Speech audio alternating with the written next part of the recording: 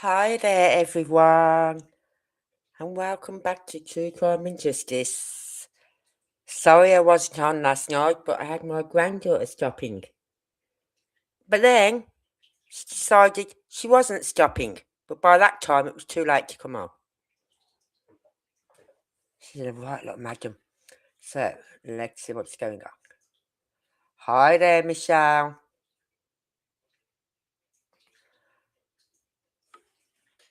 I'm fine. How are you?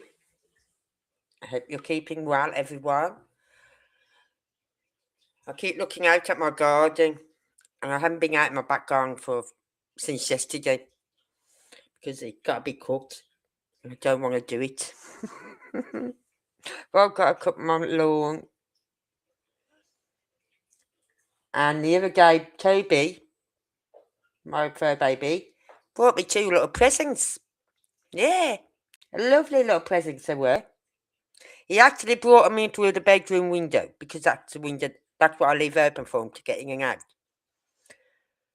Obviously, I didn't see the first one he brought in, so he brought a second one in. And I noticed him at the second one. I'm like, oh my god, what the fuck? So I've gone and grabbed some tissue and all this lot, picked this little poor little mouse up, took him out and threw him in the bin, turned round and there's him sitting there with this other mouse in his mouth. I went, oh you fucker. You know what I mean? And then today, Toby, feeling a bit left out because he hadn't brought mummy anything home, brought me two moths, two little moths.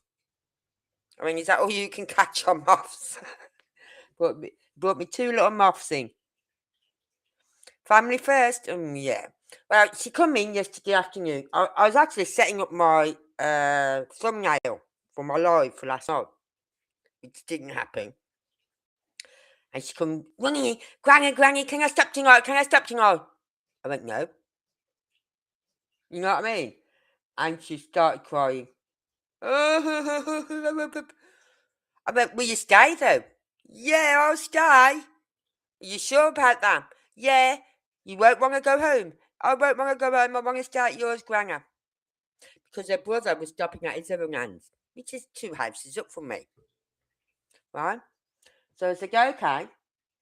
So I went over about, what, 4-ish? No, yeah, about 4, 4:15-ish to go and get her. She comes over and the mum and dad had to go to the shops within an hour. Because I would not play ball with her, or because I would not play with her, she wanted to go home. I said, you can't go home because your mum and dad's not in. I want my mum. You can't have your mum. She's not in. Anyway, she comes home. She doesn't want to go then. She wants to stay. Fantastic. I knew she would. So we do her dinner. I even gave her some of my chicken curry that she wanted with some rice, with her fish fingers and her alphabet potato things. All in different little sections, right?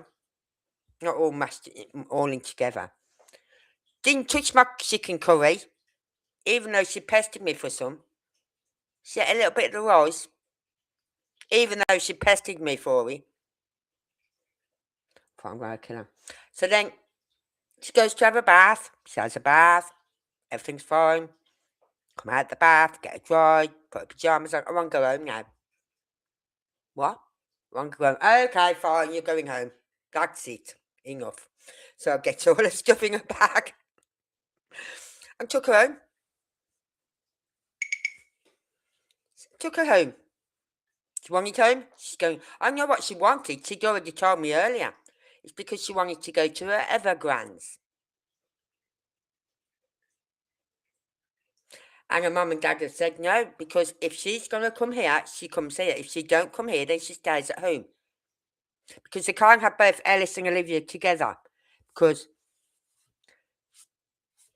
Olivia has her little meltdowns, right? You think Ellis would have meltdowns because he's being autistic, with autism, right? Oh, she has the meltdowns. And she screams. And Ellis can't stand the screaming, the high-pitched screaming. I can't take it. My daughter can't take the high-pitched screaming.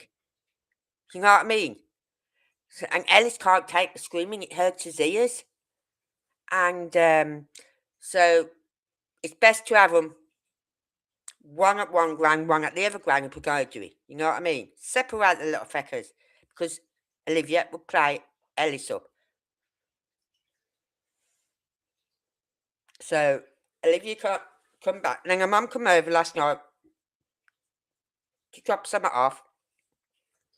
And Olivia's going, I don't want us to. I said, you're not fuckers down, you're going. Bye. And I said, you know why? And my mum said, why? I said, she wants to go to her grand's. I said, oh no, that ain't happening. We've told her already. She's going home and she's going to bed. Because we're getting on for like, she's been up since 5 o'clock yesterday morning. At 5:30, she's telling them, I want my breakfast, do it now. I want to punch your lights out. Perhaps you'll get some sleep. But she's a right sassy little fecker, honest to God. Everything she wants it then. Now. This minute. This second. No. Not happening. I didn't have that off my kids. I'm not having it off my grandkids. But you see, her other grand gives in to her.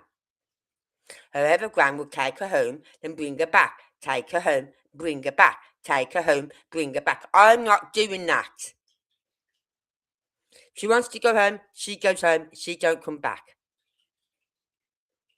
Right? Simple as. But her other grand gives into her too much. Which makes it really hard for me then. And the fact that it's like the other week, she fell over while running into her house. She tripped up the step. Right? I'm walking down because this was the day they was having the barbecue. I went, is it broken? She went, no. I said, well, stop your crying then and go out and play. And as I said it, her other grand come running in. Granny, Granny! Oh, what's the matter, sweetheart? I said, nothing. She's leg isn't broken. She can go out and play. Don't mollycoddle her. She's fucking 5 years old. She's been mollycoddled from birth. I swear to God, it does my head in. No, I do not. I can understand with Ellis because he has these little meltdowns when we go shopping. When anything starts to get too much for him, and even his mum and dad learn now, they're learning, they're picking up on it when they need to take him away from that, take him away out of that scenario, just so he can calm down, calm himself down a little bit. Right? I've been able to pick up on his when he's about to have a meltdown from when he's about he's 8 now. He's 9 in October, so I've managed to do it from the age of 3 or 4. I've clicked on that young when he was due to have a meltdown. I could see it. I could see it in his face, his eyes, everything. So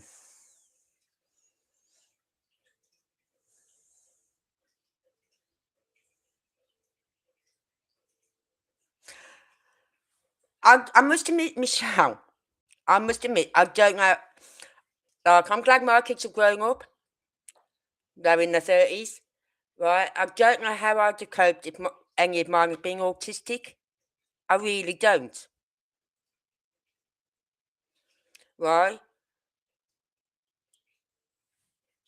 So my hands go out to any parent with an autistic child. They really do.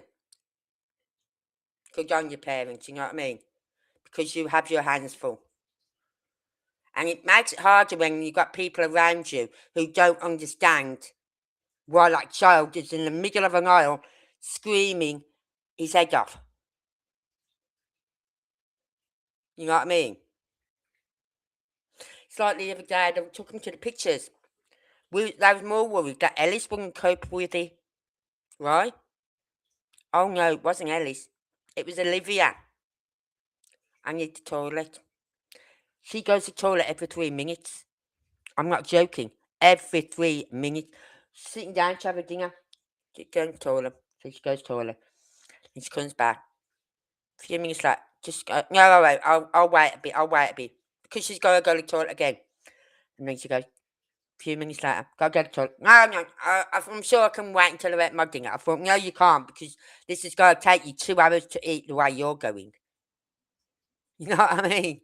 Every 3 to 4 minutes, she's on that toilet. Which I'm glad, because she's not having any accidents, but she's got to start to control her bladder a bit more. She's got to start doing that, because they're not going to stand for that at school every 3 minutes. I don't know if she's doing it at nursery.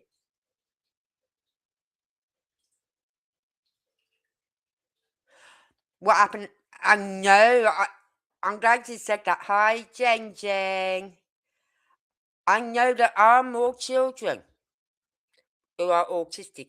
And you know what I think it is?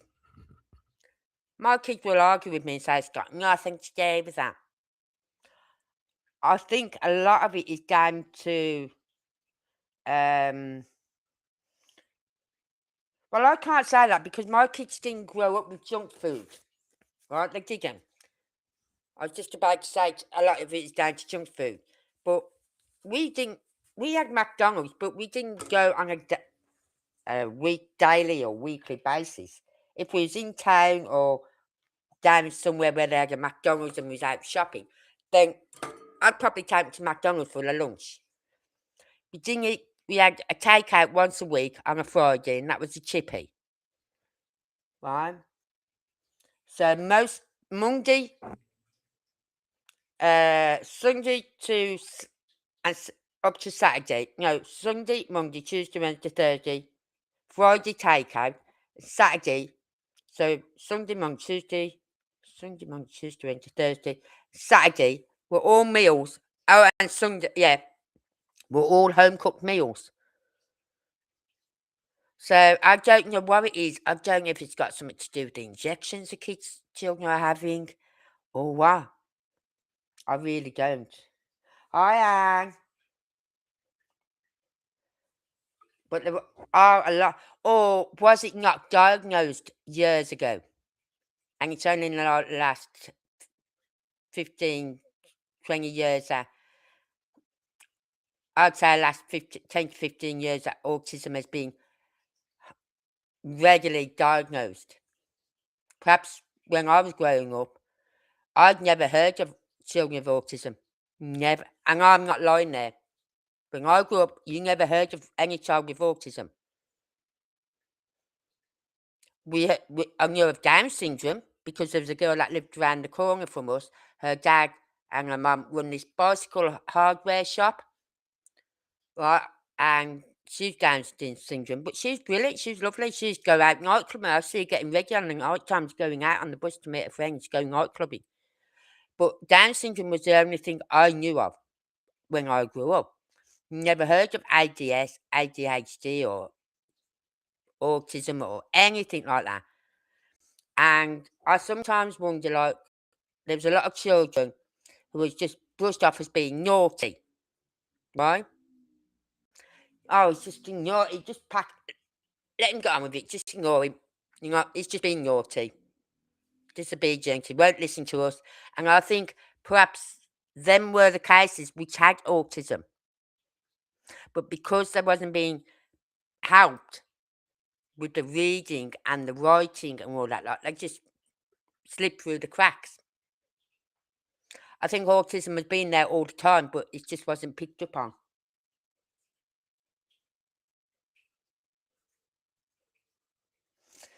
There is a lot of autism. Like, as I said, I've got 2 grandkids with autism, but they're totally different from each other. Totally. Vincent, my daughter's little boy, he's 9, and it's like, when he was younger, it was like he'd walk with his hands in front of him, like, "Don't come near me, don't come near me, keep your space." He liked his personal space. He didn't like people coming too close to him and things like that. now he's not so bad, right? He still don't like going to the shops and things like that. He really doesn't. But he's not so bad and he's very quiet, right? Where Ellis is very loud, very boisterous, in your face. You know when Ellis is in the house, put it that way. But then again, Ellis can also be very quiet. I can have Ellis in my house, right? I've had Ellis in my house, and my daughter's been here, and she's gone, and Ellis has come through. Oh, I didn't realise Ellis was there. I think he was in the bedroom. He's got my TV, he's got his tablet, he just sits in there. You don't realise he's in the house. It's only when Olivia is here that you know Ellis is here. Because Olivia will pester Ellis, then Ellis will bite back at her, and I'm thinking, oh, for fuck's sake. You know what I mean? So, but yeah, in a way, they're both very similar because they both can be very quiet, and Ellis has calmed down a hell of a lot. Even my daughter's noticed it, how much calmer he's been over the last year. I said he has changed. He has calmed down a lot. There still has his moments, like the other day when my daughter was here. Her dog was here. So when they've come running in, when they've come in the back door, by the back gate, the dog's gone running out. Ah, ah! Ellis has gone, and he's come running in here like a bolt of fucking lightning. I'm thinking, what the fuck? Right? And then I realised he's got this fear of dogs ever since that incident when I lived in the flat with the dog that came bounding over at him, this big feck off dog. Right? Came bounding over this grass bank at him. And it scared the life out of him. Scared the life out of me. And I'm trying to keep Olivia behind me. I'm trying to get Ellis to calm down, just stand still, so the dog wouldn't jump up him and whatever. Because I knew the dog wouldn't hurt him. But it's just because he's such a big dog and he came bounding over this hill bank towards him. It scared him. And now any dogs, if he's not expecting a dog in a property and a dog comes out, it scares him. So we understand that, but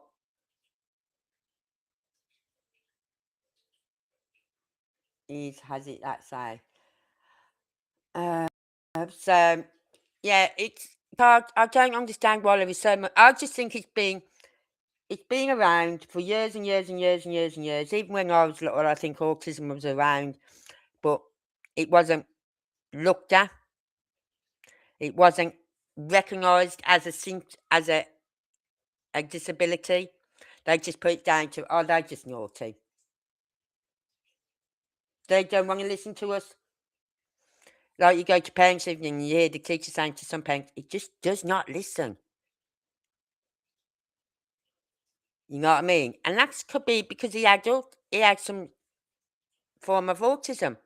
But because they wasn't diagnosing it then, they just put it down to him being naughty boy, naughty child. So I'm old school. I don't believe in a lot of crap they are putting out nowadays. I'm old school. But I knew with Ellis from the moment he started walking, and he was walking at one. Before he was one. Or was he just turned one or something when he started walking? Something like that. And I knew then there was something not right with Ellis. He had no spatial awareness around him. He'd turn and bump into doorways, everything. So I knew at a young age there was something wasn't right. And I kept pushing his mom and dad to push. But see, they won't do anything in a lot of places. They don't even look for autism until that child is like 5. And by then, like my daughter, she with Vincent, they sent her for referral to see someone. And as they're walking down the hallway to this woman said, he's got autism. Said he's got traits of autism. And my daughter said, how do you know that? She said, by the way he walked. He walks on his toes. So because they caught that very young, she said, what you do is whenever he starts walking up on his toes, just stop. Just stop wherever you are. Wait for him to put his feet back down again, flat on the floor, and then walk again. And every time he goes up on his toes, just stop. Let his feet go. Don't point it out to him. Don't say, put your feet flat on the floor. Just let him do it. Put his feet back on the floor, then start walking again. And eventually, he did. He stopped walking up on his toes. And said, is he what they call simming or simming? And she said, what's that? And she said, where they do certain things with the hands or whatever. And she said, yeah. She said, how long has he been doing that? She said, before lockdown. She said, sugar. She said, well, I said, because she didn't get referred to the specialist until after 2020, around about 2021, she saw the specialist. And said, if we'd have known a year ago about this, we could have helped you there to stop him from doing that. So if they catch it early enough, there's little things they can do to help stop certain things like the walking on the toes, the simming, or whatever they call it. You know what I mean? But I just think a lot of places just don't look at it, don't even think of it until they're about 5 years old, and that's too late by then. Because they've been in nursery, since they've been 2. So there's 3 years of their life they could have had help, and the nurse has not been able to give them that help because they've not been diagnosed with anything.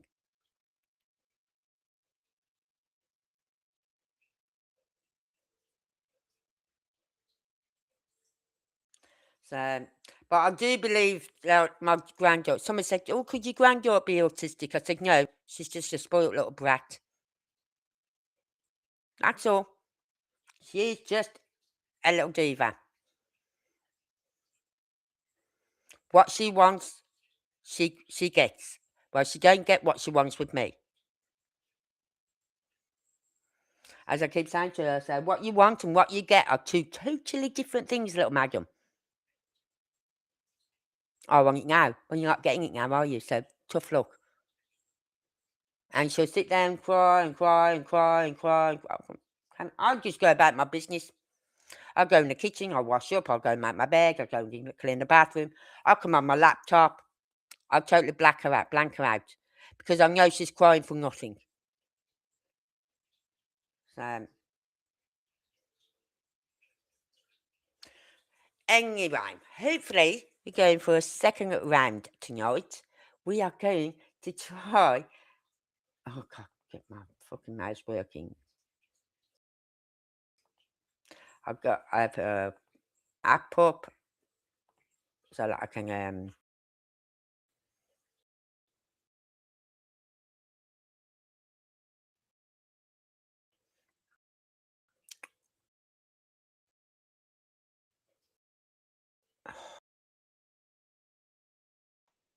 what? I've got loads, but I just haven't been able to get them all. But I have got some into a folder.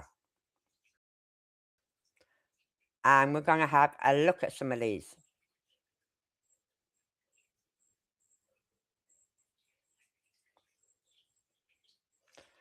So,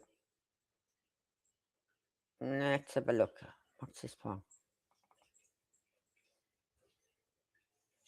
Just get one picture up for now and then I'll share it with you. That one.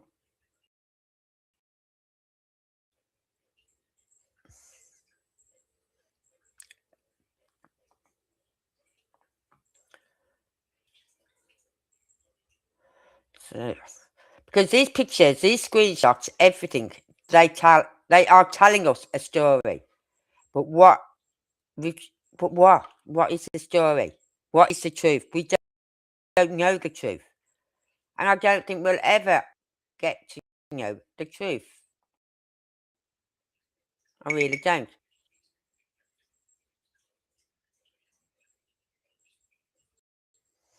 So, Let me just come back to that, and then hopefully I'll share it with you. Yeah. Windows.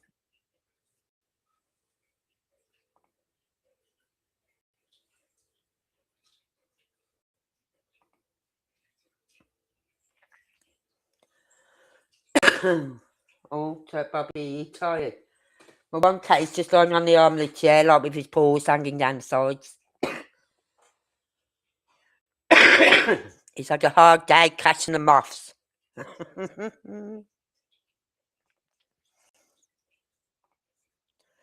Right, hopefully, as I said, this is take 2.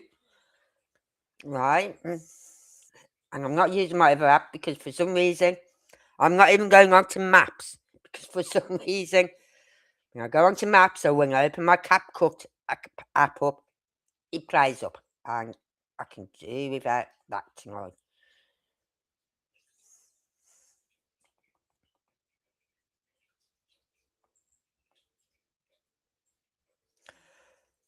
So let's just zoom in on this one. This is subject 1. Now this is the one, like you got subject 2, which is already over by the houses, yeah? This is the one coming across the light that's coming across the common area, which I believe is KP. But because of this light here, it is actually blocking everything. You know what I mean? It's just blocking what you can see. It's like having a light shone in your face, you can't see anything. And that's what I feel like it is. As far as you know, he's still in that loft. I think he's back in the house too. He's either in the house or very close to that house. Put it that way, Jen. He's either in the house or very close. I don't think he was in the house at the very beginning. I think he's been brought in after the police had stopped their searches and all that crap. Right?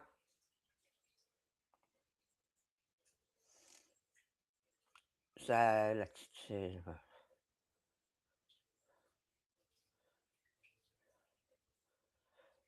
No, in the loft there's that room above the garage, Michelle. There is a door. Right?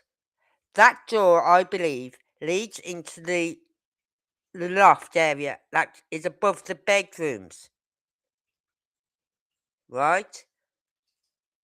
You've got the room above the garage, and then you've got a door in that room, and it's got a big air vent. A big air vent in that wall. Why do you need a big air vent if it's a cupboard? And why would the air vent be there if the cupboard was down a bit? You wouldn't.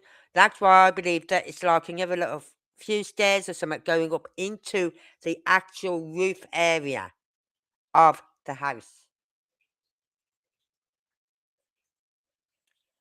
Yeah. At the beginning, I don't think it was. There was too much going on. I couldn't take the chance on him being found there. But afterwards, and I think possibly before they left to go to Mississippi,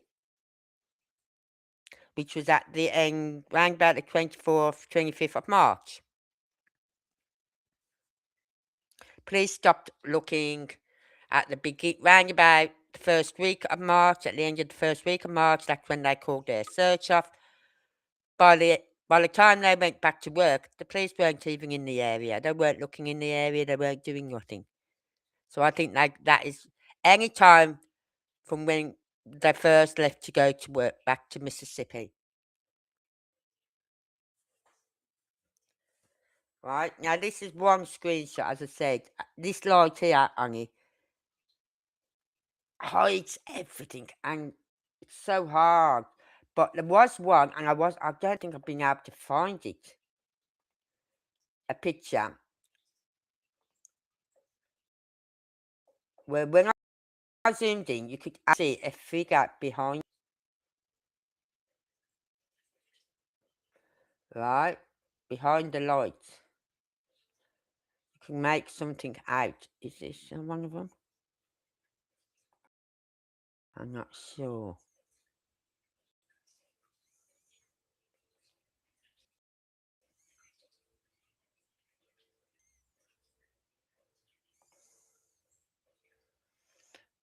Right, let's zoom in a bit. There's a light there, right? This is subject. I don't know what this is, but there's a light. That's the light. There's nothing there because of the darkness. Because behind the light it would be dark. In front would be light. So that darkness is behind the light.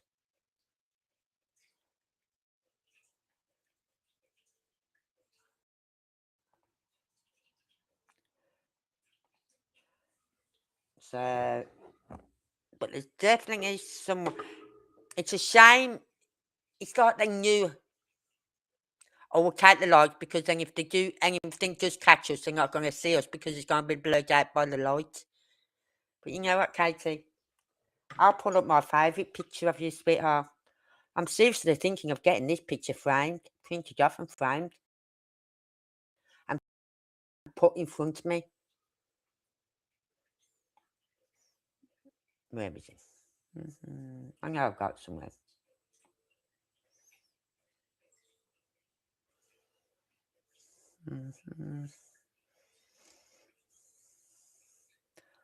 I will find it again. It's in here somewhere. Just look for a bone cake.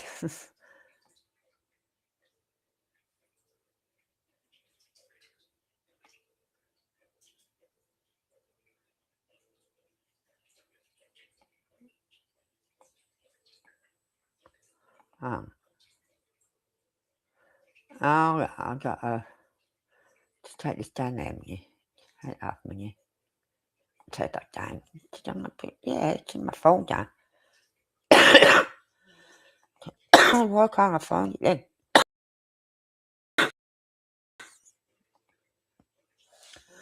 Find it.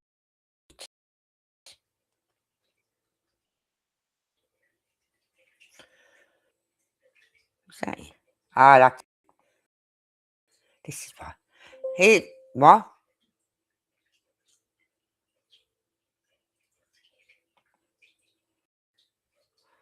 Ah,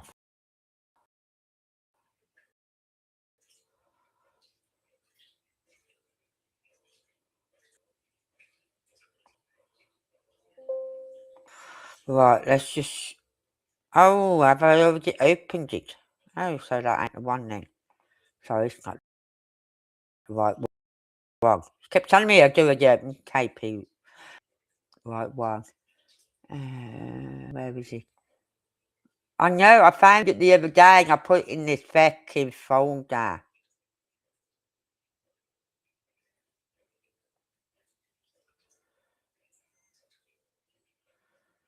And now I can't fucking find it.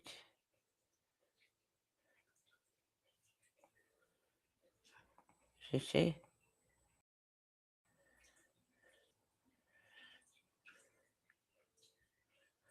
No. Nope, that ain't it. I will find it. I've got it here somewhere.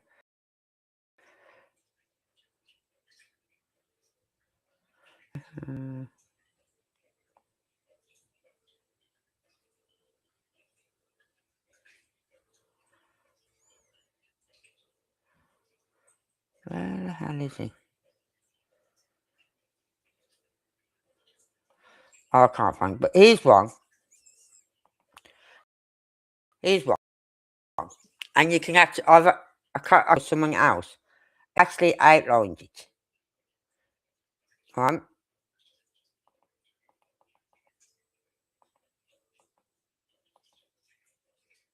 Right? You can actually see the outline.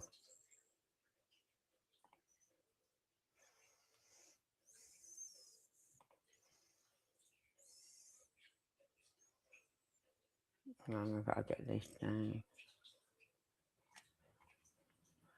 Oh, God's sake. The only thing I hate about this chat is you have so much trouble scrolling down.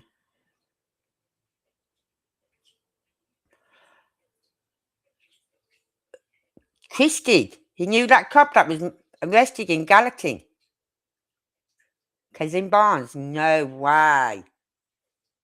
And wasn't he done for trafficking? Something to do with trafficking.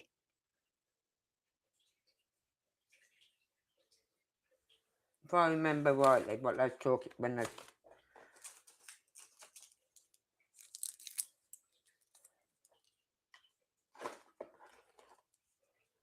But then again, it wasn't you who said it was another county that was tried getting done for trafficking. Sumner County on charges of trafficking.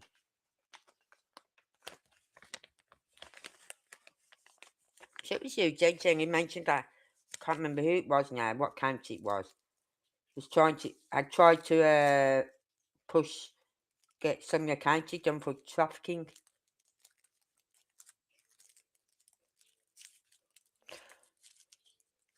But when I heard about all those coppers and whatever, I thought, I wonder how many of them that Chris knows.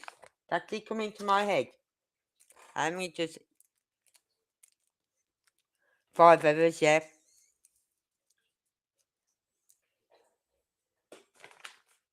You know what? In the UK, kiddie figglers don't go down very well in prison. And especially if you're a cop. You know what I mean? Say your prayers and whatever before you go in, mate, because you're not going to be in there long. You're going to be in and gone. 6 foot under.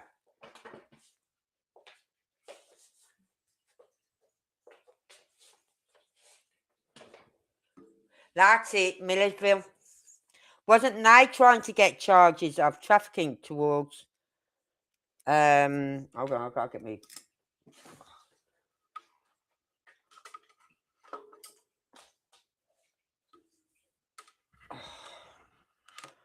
Fucking wires all the time here. Wasn't they the ones trying to get them trafficking done for trafficking? No, it looked like KP, but it looks like her mother or a man, in my opinion. Yeah. I don't know which one it is. I don't know if this is subject 1 or subject 2. But you can't deny that isn't someone.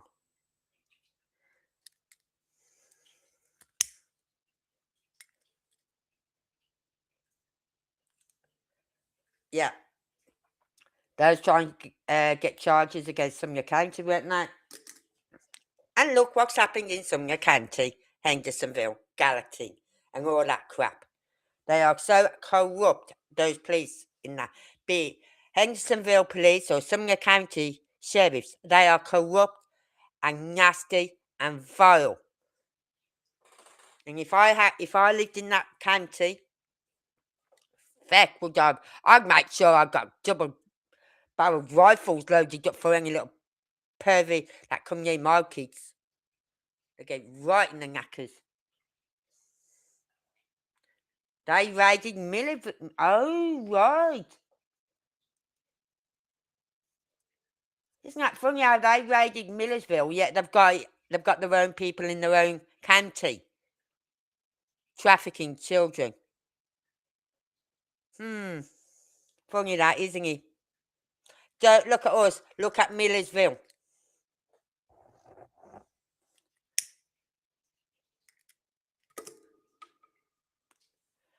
So, anyway, we got that picture. I'm still trying to find that picture. I know I've got it somewhere. I've got it somewhere. I know because I found it and pulled it up. If I have to go find it, I will. So, I'm trying to find it.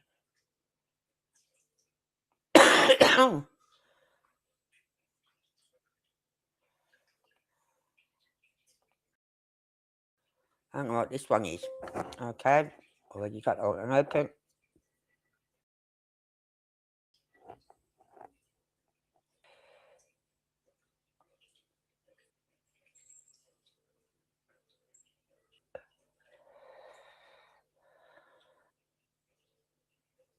So annoyed because I know I had that picture.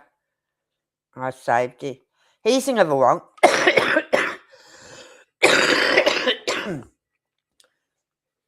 We don't know who this is.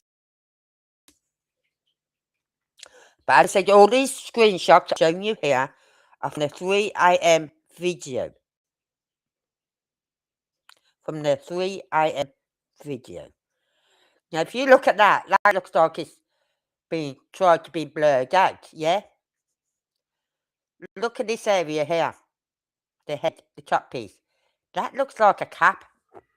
Like a baseball cap sort of thing. I know I wear a lot of those caps. And listen, I've got a door hook in my bedroom. And I've got all my hats on one of the hooks. So that I know where they all are.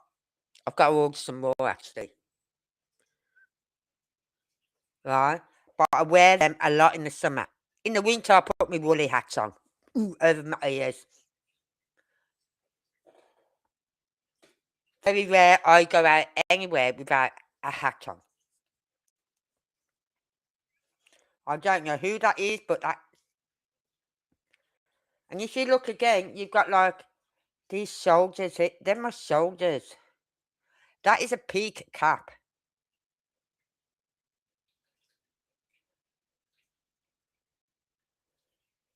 Who do we know who wears a peak cap? But then again, others might do it as well in the family, apart from his stepdaddy. I can't see Chris's stepdaddy wearing a peak cap.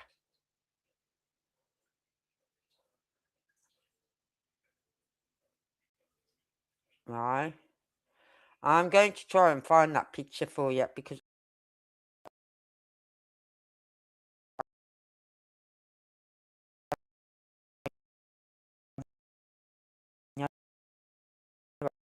I've got it somewhere and I'm going to find it.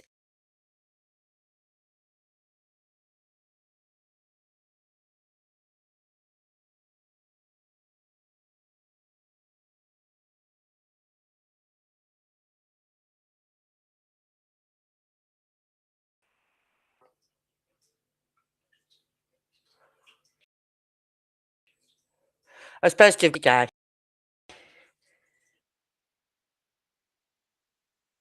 11 o'clock. So by the time I got motivated, which would be about 1 o'clock, 2 o'clock, I couldn't be asked again. So I'm not walking there now. Right. Is it in this lot?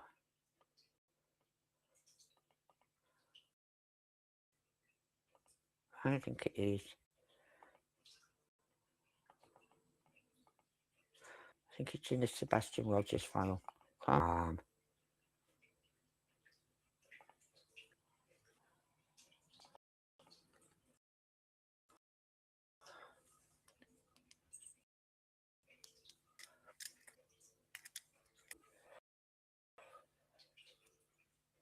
I'll find it. I'm going to that picture up. Because I found it the other day. So I know it's here somewhere. I thought I saved it and put it in the folder.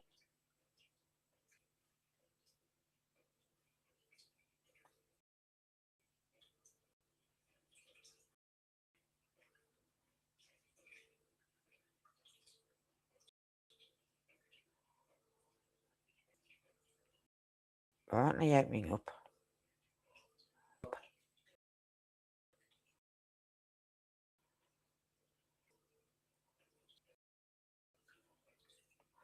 Oh God, it's taking ages.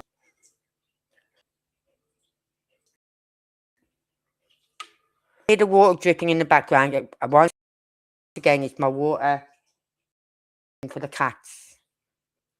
They moan at me now when I turn it off just to feel.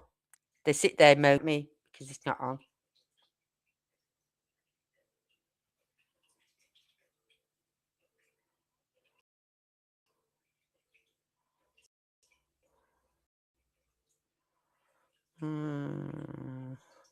Chase me.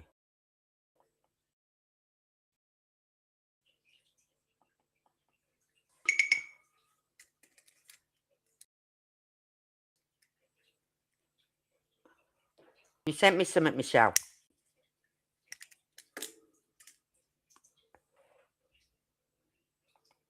I'll have a look in a minute.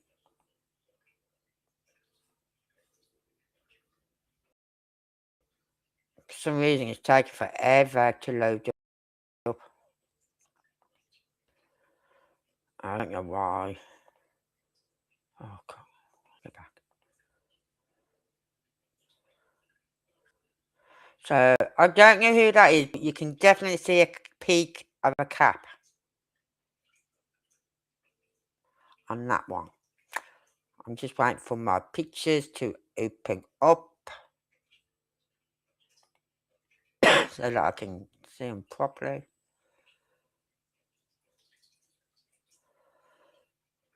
Oh, dear me.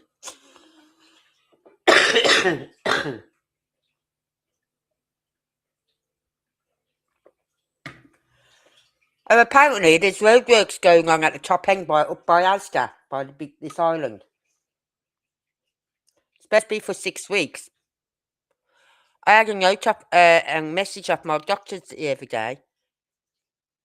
Apparently, they're going to be doing roadworks at the top by the island for 6 weeks, and then they're going on to the other road, which leads off the island for 6 weeks. So 12 weeks we've got disruption. You know, we can't even get a taxi home from Asda at the moment because taxi drivers won't come and pick us up from there because of the road disruptions. Right. I don't know where it could be, but... So, I'm trying to find this fucking picture. I'm going to have to go through all these and get rid of those I don't need no more. But I'll be here for like days on end going through them. Every fucking file. Well, it's not in that file.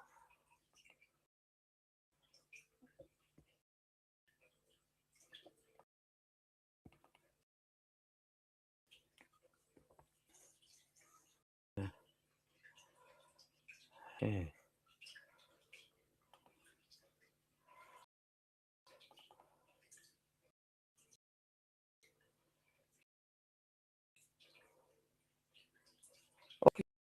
You move screenshots.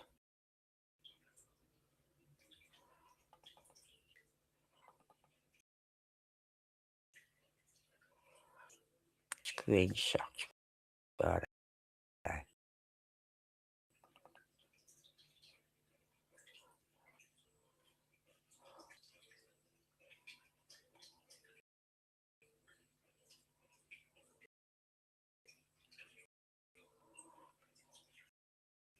Ah, I got it.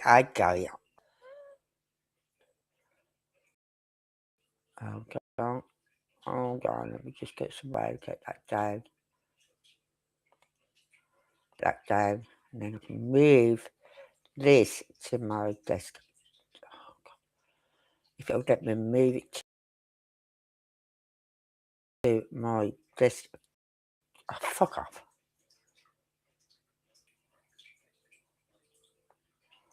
Where's it gone again? Where's it gone again? Oh, God. Oh, it's gone. It's moved down. Okay. Then I'm going to my 3am video screenshots. Thank you. And then I'm going to put it up on here.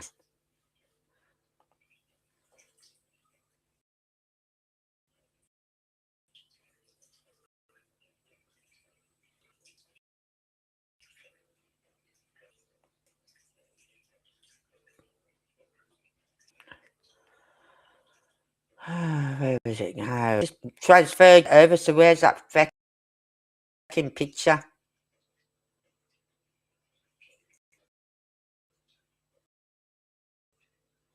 Oh.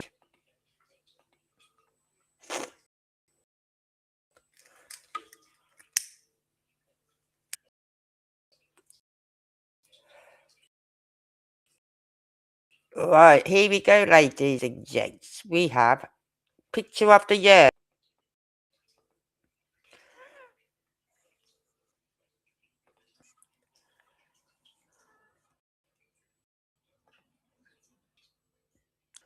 Say hello to our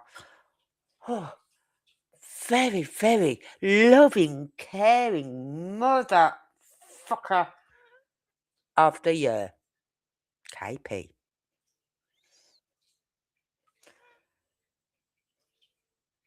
Milliman was arrested on child sex. No way. Oh, well, don't worry. We've got one guy now being released from prison after doing, I believe, 14 years. He got a 19-year sentence. He's done 14 years. He's been released, and he's a ringleader to the Rotherham child sexual abuse case rings. He's been released. And by the way, we can't deport him. Why? Because of this stupid fucking rule that was brought in 1970 something. Because he was living in the country for 5 years before he got arrested. We can't deport him. It just means he wasn't caught. And it's funny how he come into the country in the 1970s, and that's when the abusing everything started in Rotherham. And yet we can't deport him. So these women who suffered with that from the hands of him and his sidekicks, right? If they are still with us and they haven't committed suicide or whatever, or died of other health issues, and if they still live in Rotherham, I'm now going to see him on the streets when they go take their children to school if they've got children, or go to the shops. They're going to see him.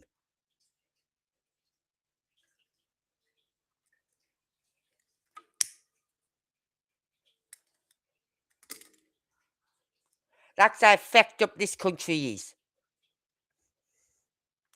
And today I saw a video of a lad. Right, there's like 6 police officers bungling this one guy into the back of a police van. And then all of a sudden you heard these raised voices. And the police officers even looked over to the direction where the voices were coming from, right? No one went over to them to stop it before it started. 3 men of another minority attacked a white lad, right? And guess who they arrested? They only went, this copper then, without sight, just barged in. This one lad, the white lad, was took down. He was given a coat hanger hook around the neck and took down. This police officer, as this white lad stood up, now bearing in mind he's had a drink, he's just been attacked by 3 black guys, yeah? All in black. As he stood up, he's a bit bewildered. He doesn't know what the fuck happened then. This police officer's gone barging him, policewoman, barging him, pinned him up against the wall. He swung out, right, because she's all in black. She didn't say anything. We've heard the video. There's nothing saying, please stop, whatever. Nothing to identify herself. She's gone in, pinned him up as he's standing up. He's a bit bewildered. Pinned him up against the wall. Handcuffed him, and then tried to get him into a car Because they got him in the wrong way, they've had to get him back out the car and then get him back in the car. Oh, and he's the one who got assaulted. Yet the 3 guys who attacked him, one copper went down to them, spoke to them and said, okay, guys, whatever, on your way. And let them go.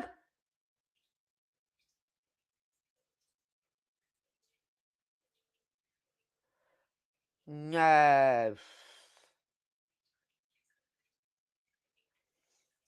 So that is how fucked up this country is. Who else is with me in the UK who wants to get off this fucking crazy train? Because I certainly want this train to stop. Otherwise, I'm taking a leap of faith, a jump of faith here. Because I'm jumping off it because I can't deal with this. I worry for my own kids. I worry for my grandkids. I worry for their kids.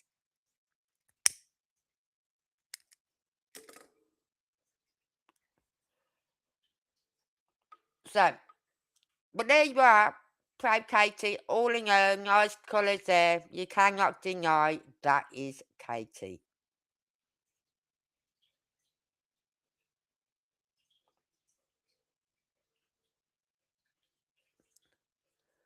I'll go back up here.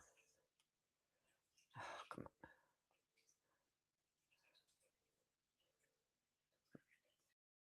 on. What the fuck is he?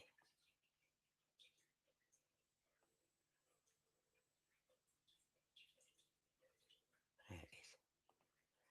Right. As my saying says, prove me wrong.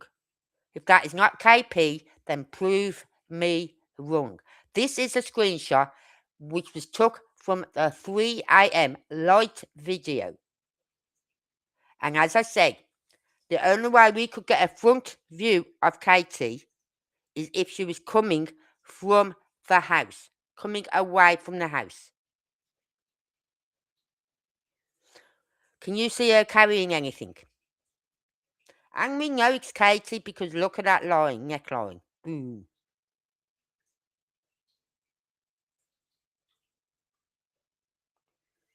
Can you see her carrying anything?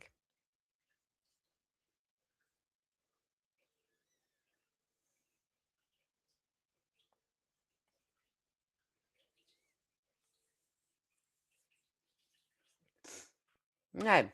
So I don't think Sebastian got home that night. I think she was going to get something off the second person, which is marked up as subject 1. Or is it subject 2? I can't remember. But she's going over to get some off them to come back to the house with. Or she would, but she's not carrying nothing, so I don't think she was even taking anything over to them. I think she was going over to get something off them, which would be the shoes, which was a big mistake, KP. Big mistake. Because none of us can get past that part of you saying, I don't know why he walked out of that door. Well, if he'd walked out that door, Chris's words come from his mouth. He said if anyone came to the front of that door, the camera across the road would have caught it. You wouldn't have seen who it was, but you'd have seen a shadow. So, if Sebastian had walked out of that door, the camera across the road would have seen a shadow coming out of that door. And then B, Sebastian has an allergy to grass. So he will stay on the pathways, which means going around along to the driveway, down the driveway onto the road, which the camera across the road would have caught him again. So we know that much is bullcrap, right? And D, Sebastian don't leave the house without shoes, be trainers or shoes or what are them slip-on things. He don't leave the house without shoes. So there's 4 things. Oh, and Katie, if he put the trash bin out on the Sunday night, why did the dogs not hit at the trash trucks? They hit at the post box because he went to the post box on the Saturday to get the post out. Oh, they hit at the post box, but they didn't hit at the trash bin. Why is that, Katie? Thousands of us would like to know that answer.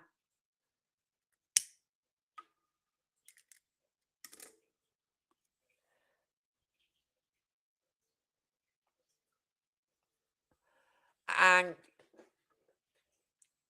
as I said, the camera across the road will get caught him coming down the driveway, will get the house on the corner, will get caught him a shadow going past, walking past. You know what I mean?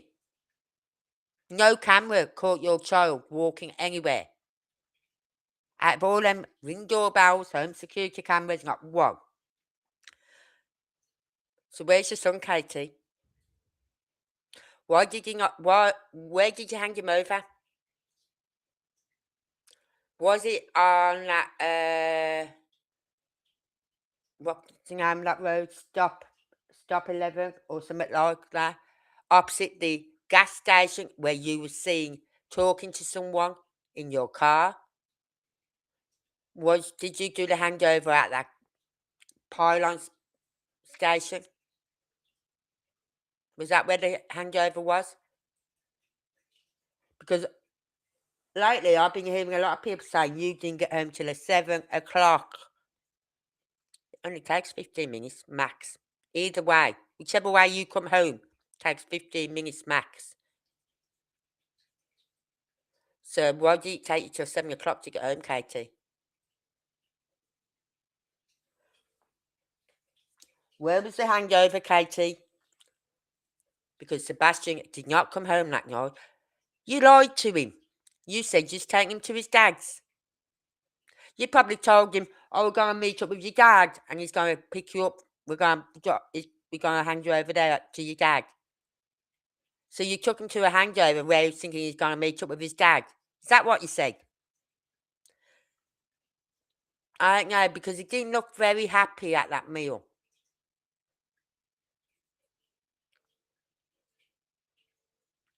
But then he gets to this handover where he's probably thinking he's going to go with his dad, and oh no, it's not, is he? You lied to him. So this is a picture I think I'm going to get framed. Printed off and framed, and have them zoomed in like I've got it here. So that I can have it on my wall.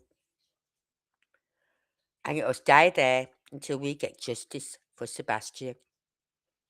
And if that takes 5 years, 10 years, it will sit on my fucking wall until we get justice for that young lad. One way or the other. Whether he's alive, he still needs justice, because where's he been for the last 3 years? He hasn't just wandered off on his own because no one's seen him. No trace of him, no scent of him, nothing. And when we do get callings of sightings, what do the police do? Nothing.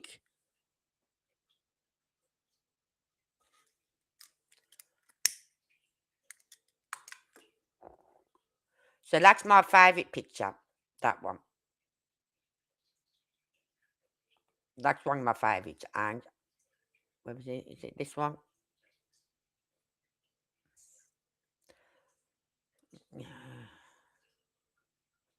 No. Is it this one?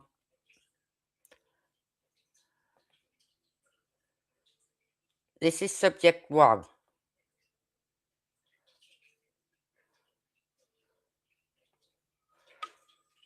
Right, this is subject 1. Let's zoom in a bit more.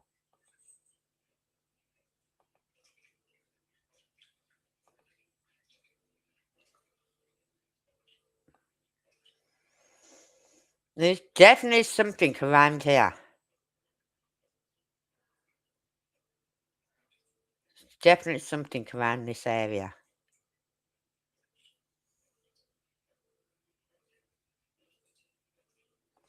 Let's pull up some more pictures, shall we? Let's see what they say.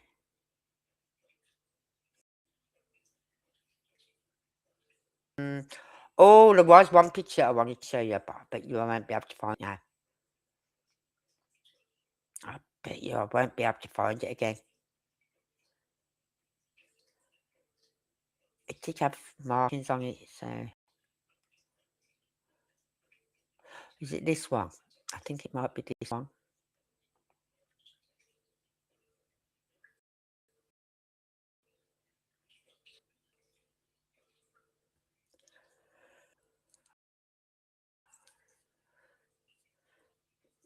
Yeah, it's this one.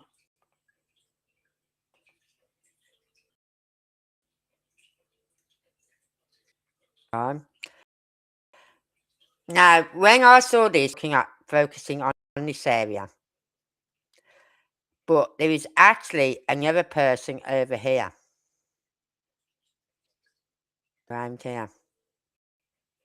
There's another person there. Could that be the shadow of that person on the door? I don't know. There's definitely someone else there. And the one picture I did have was a lot clearer than this one because you could actually see the face. Like a face there.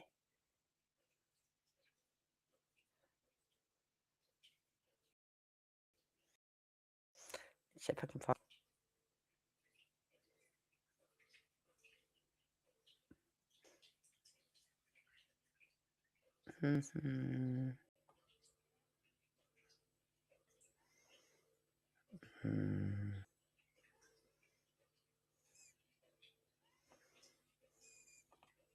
No, let's try this one. Let's see what we can see in this one.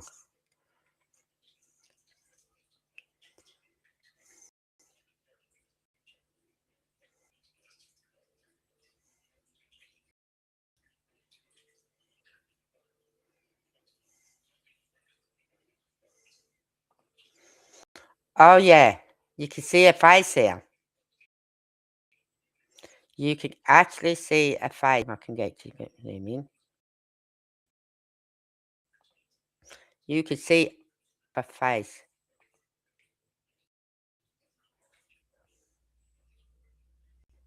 There's a person. Now that's behind the torch. That light.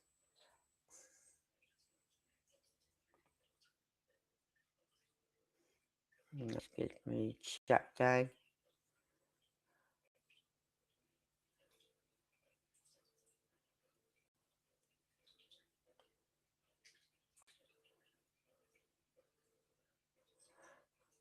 Maybe it's because he's being drugged by a person named Ben, along with people he thinks... Oh, come on.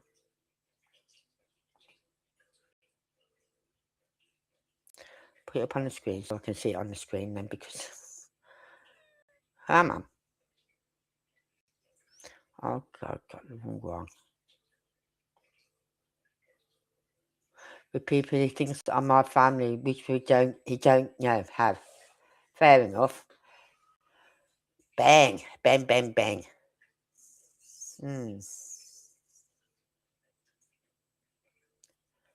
Don't know. Right, I'll be right back. Just got to go to the ladies.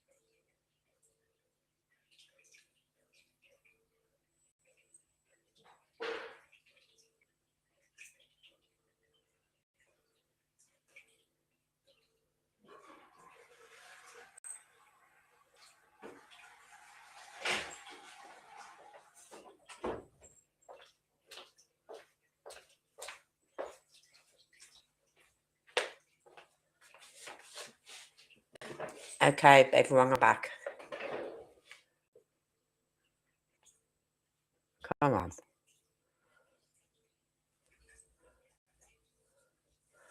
So, as you can see in that picture, you can see like the eyes of someone, but who we don't know.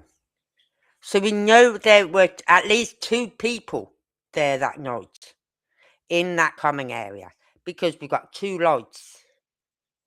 Yeah, so we know that, and we know there's got to be at least a 3rd person because of the car.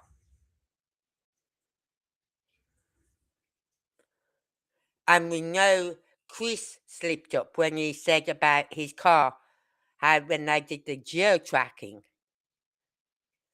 the police didn't know it was his car. The 2 cars that they found, one of them was his car. Now, it wasn't his truck, his car. So he wasn't using his truck.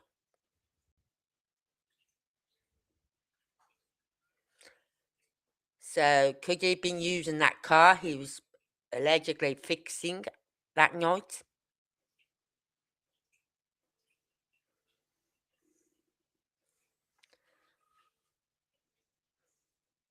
But I love going through these pictures every so often. I do pull up these pictures and I go through them. And I zoom in on them again and everything. I'm trying to figure out seeing or what is there. This one. Let's have a look at this one.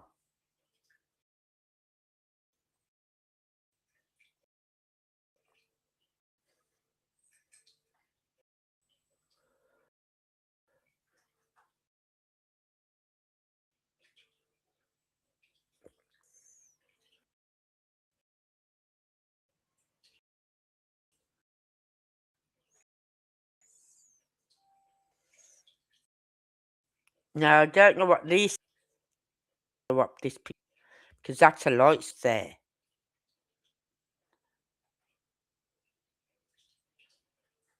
Can anyone help me on this one?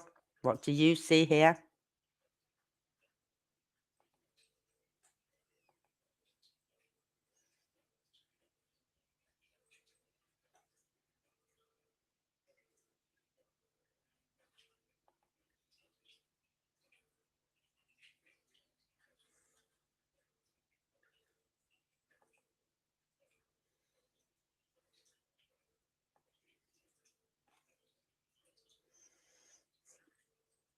I don't know what I'm seeing there.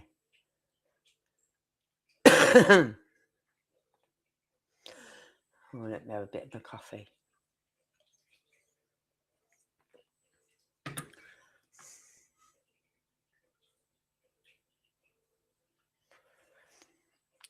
But you see, that's the only way, Jen, they could keep him quiet. Is by drugging him. You know what I mean? But you think after maybe 2.5 years, they could have worked with him and kind of like just said, look, your mum don't want you. Your dad don't want you. And worked on him to the point where he believed what they was telling him. This is why I find it hard. If they think when he's 18, he's just got to turn up and show up, how? How?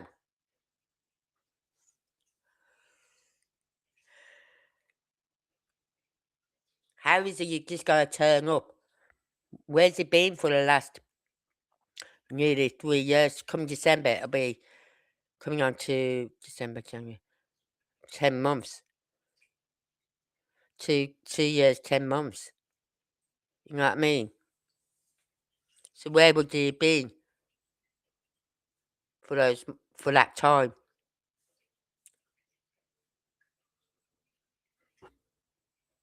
How could they?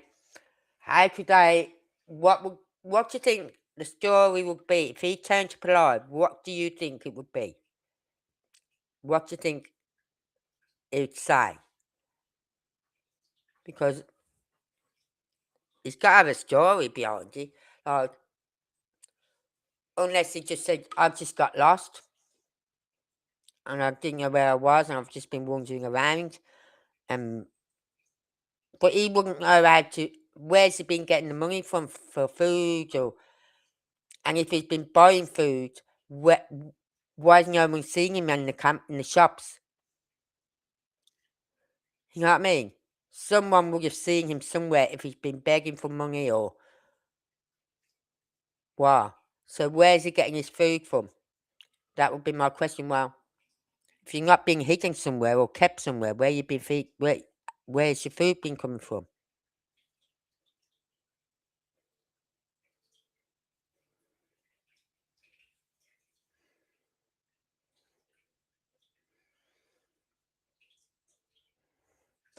So that's why doing what I do, I have to be cold and blunt. And I know Seth doesn't want to hear this because he don't believe without a body, he doesn't believe his son is dead. Which I can see where he's coming from. There's no body. There's no body to say he's dead. There's no body to say he's alive. So we don't know where he is or what has happened to him. But are they going to suddenly just release him into, off you go there, mate. We've had you like 2.5 years, you can go now. Feck off. You're 18. Feck off. Because if he's been kept in an institution, that's what they do when they hit 18. They tell you, off you go. That's why I'm wondering, I'll still go back to that institution in Gallatin,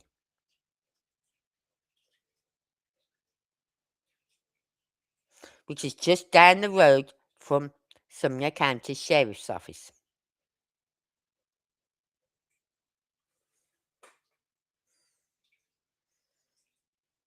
And we all know Craddock has had some involvement in this case.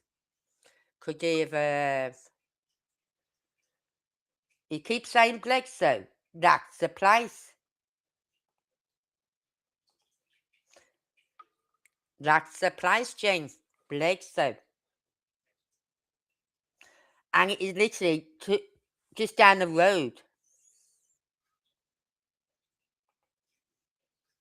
from Sumner County Sheriff's Office.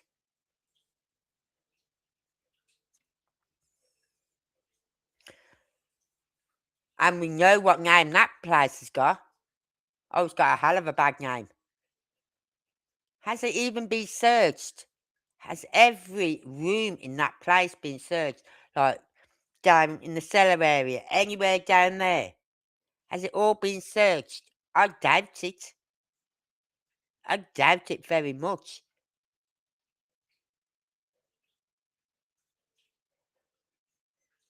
That place is like what's the name? A child's prison, right? Where naughty children go when they break the law. That's what it reminds me of, with the barbed wire fencing and all that lot, and having to wear certain clothing in there. So if they've got, that is the only place I could think of that they would keep him. And as I said, it's just down the road from Sumner County Sheriff's Office. So they'd know about that place. And we know Craddock is involved in this up to his fucking neck.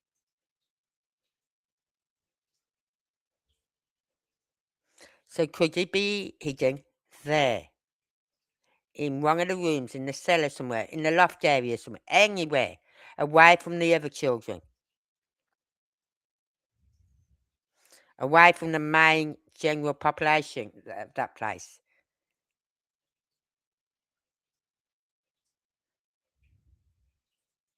Could he be hidden there? If he's still alive, could he be hidden there? And we won't know until A turns up, which will be after his 18th birthday.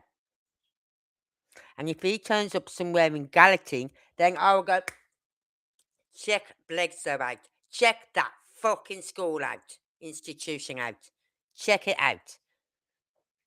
Because I've been saying ever since we heard about Bledsoe institution, I've been saying that is the only place they will keep him.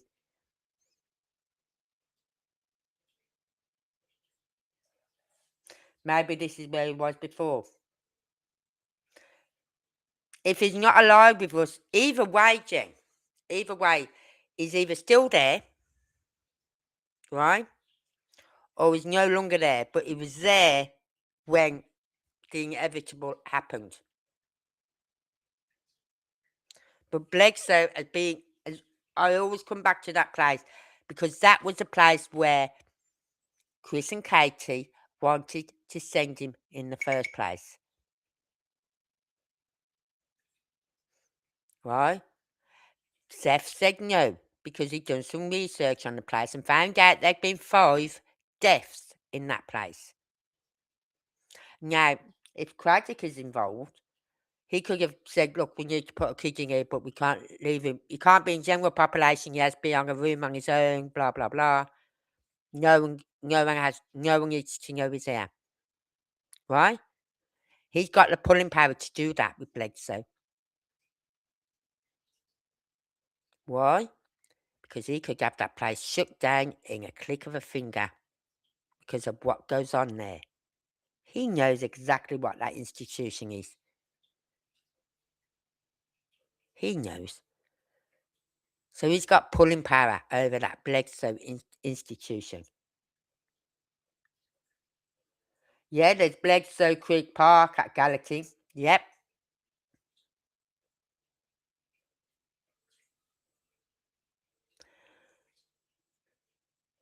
See, now I'd like if Silvers on the scene could do it, if he would be willing to go and search that area. But it's a big park and it would take more than one visit. You know what I mean? He'd have to keep going back there each weekend and do certain areas of it. Because it's a big park. Full of trees, everything.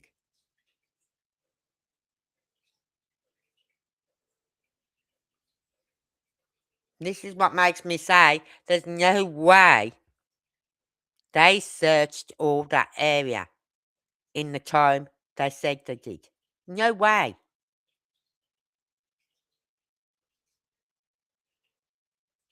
Because Bledsoe Park would take over a week to search before the searchers going through it. It would take over a week easily with all the search parties going through it. The drones, the dogs, the people, the foot searchers. But he's either, if he's alive, I'd say he's at Bledsoe Institution because, as I said, Craddock has got pulling strings with that place because he could have that place shut down in a click of a finger because of what goes on there. Right? Or Bledsoe Creek Park.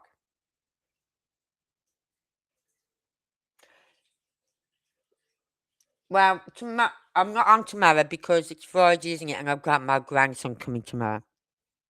God. And he wants to stop 2 nights. God. But he's no problem. Ellis is no problem. I know he'll go in my bedroom or sitting here with his tablet on and he'll watch my TV. Right? But I'd rather him do that than him sitting in my bedroom all the time. I don't like him sitting not that I don't like him in my bedroom. I don't think it's right for him to be sitting in there. He needs to come out and sit with us, you know what I mean? But he don't do it at home very often because of his sister. Because if he's sits by his mum, Olivia gets all upset. If he sits by his dad, Olivia gets all upset. He can't win. So he tends to stay in his bedroom. Bledsoe Park, yeah, that could be a possibility. It needs searching big time. And I might email Ryan Finds Truth because they've now got a dog. They've had a dog a few years now, and they've been training it up to be a search dog. Yeah, they've been training it. So this dog is now being trained now for over a year now. Alright? So he's got a dog. And he said he wasn't going to look into Sebastian's case because it was too early. We're now 2.5 years into this case. I'm going to say, can we please have you come and look into it? Because he's a hiker. He's a hiker. He knows the equipment he needs to go looking through these areas. So he's got the dog. He's hiking. He's got his wife, who's also has the mystic powers, right? She gets these. It's like when I go places, if I don't feel comfortable, I get that. My gut will start playing up where I feel physically sick. If I don't feel comfortable somewhere, my gut will play up and I say, I've got to get away from here. I've got to go. And as soon as I get away from that area or that group of people or whatever, my stomach settles down. So, but I'm also a good reading of people, even before they open their fucking gobs, just by looking at them. But Jen does it with, she's like a psychic sort of thing, and she gets these feelings and senses and whatever about certain areas. So sometimes he takes her with him, just so that he can get her feelings. Is there anything here? Are we in the right place here? And she'll say whether he's in the right place or not. So I might email him again, see if he'd be willing to come in and just, because he'll take his time going through Bledsoe Park. He won't do it in just one video. He'll keep going back and going back until he knows he's covered the whole area. And like I say, please keep going back to it because it is a big park. You're not going to get it done in one day. You know what I mean? But this park needs searching. But what I'll do on Monday, I'll do a live where we're looking at Bledsoe Park and Bledsoe Institution, the prison, as I call it. Because he's either at the institution being locked up somewhere in there, which none of the other children know about, or it could be Bledsoe Park. That was mentioned a while ago. We did have a quick look at it on the maps, but for some reason my streaming app goes all funny when I go on my maps, so I'll try again on Monday to go on my maps so we can have a look at Bledsoe Park. What I might do, I might go onto Google Maps and not Google Earth. I normally do Google Earth, but I'll go onto Google Maps. I probably won't have so much trouble with Google Maps. But yeah, Bledsoe is, yeah. That is a big sticky point with me, Bledsoe is. Something not right about that institution. Something not right about that park. The fact that they said they've searched it. In pic I sent looks like KP Van if it goes through. Right, I'll have a look. Let me pull my emails up. Let me pull my emails up.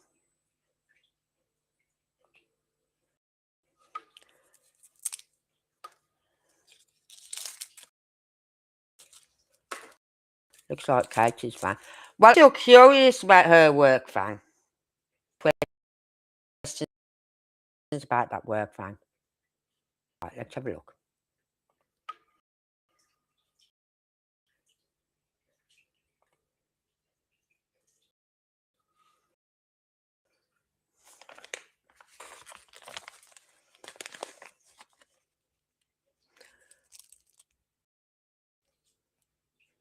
Hmm.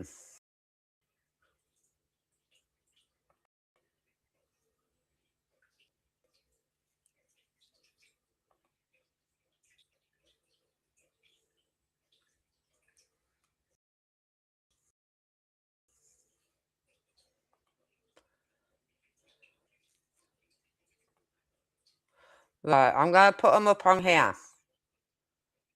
Right, let me just take this down. Stop share. I'll go off the screen.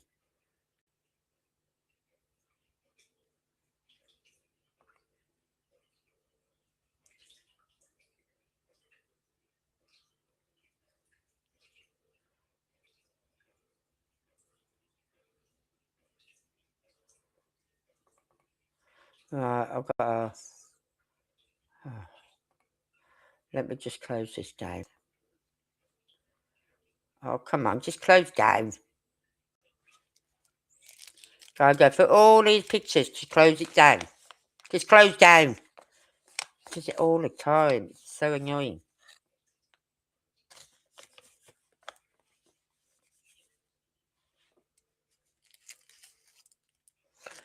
Right, let's have a look. Right. Let's share this now.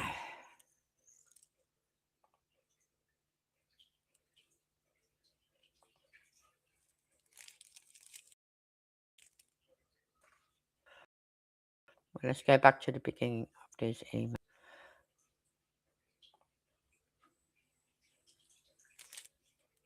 And open it shares.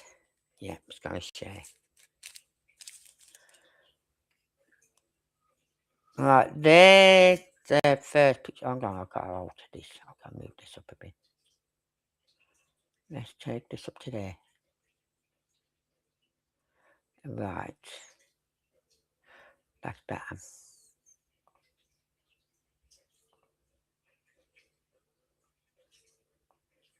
Hang on. What am I doing? Ah. This one I want.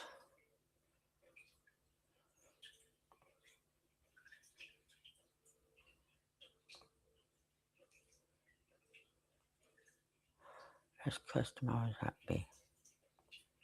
Right. Okay. Right, there's, yeah. So you agree then, is either in Bledsoe Institution if he's alive, which I think, well, I'll tell you now, if he turns up after he's 18 and he miraculously turns up alive anywhere near Gallatin, anywhere near that area,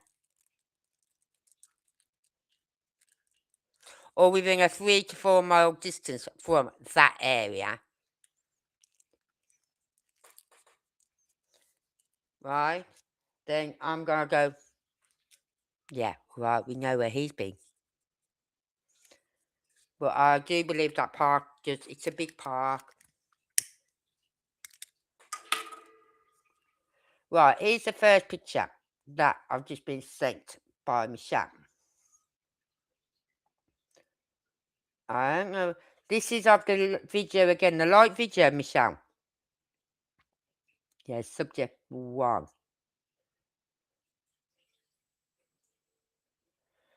What's that? Oh, that's the is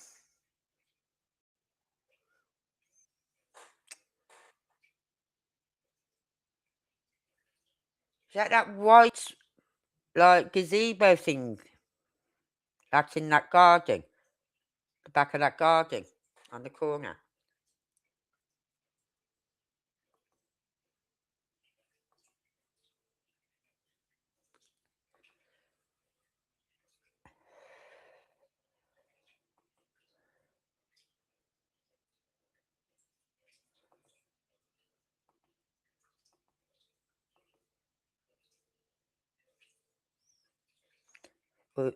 Or is it the extension at the back of that house? Because they've got that extension thing, haven't they? Like sunroom sort of thing, and it's all glass on that house on the corner.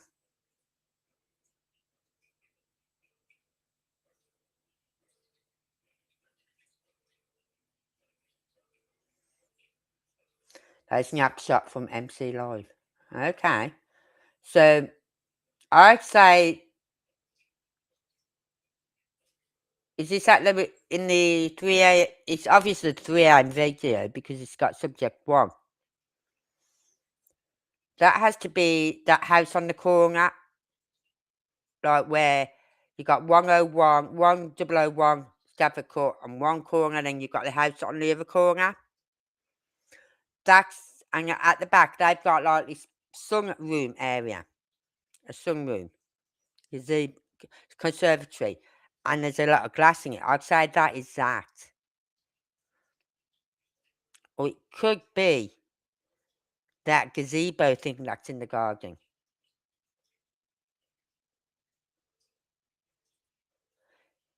Behind circle. Looks like fan. Okay, let's have a look. Behind.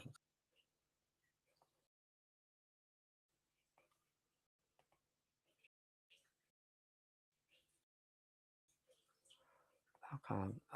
Probably see. Oh no, you won't see her van because her van was parked down the side of their house.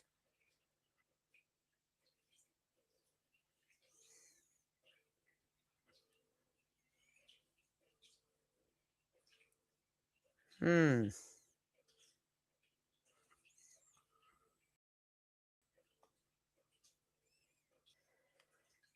got to be over here somewhere.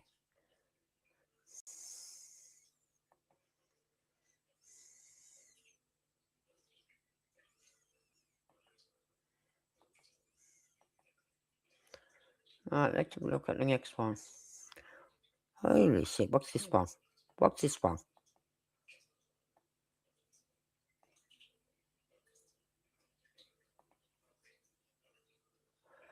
Home security camera footage.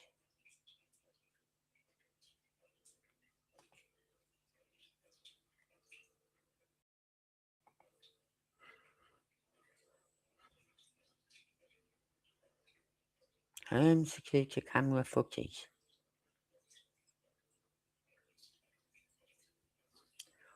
Is that a camera?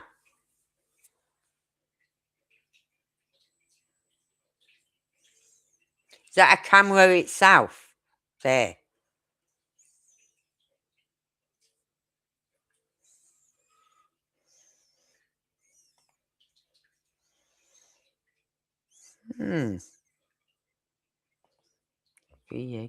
There's subject 2.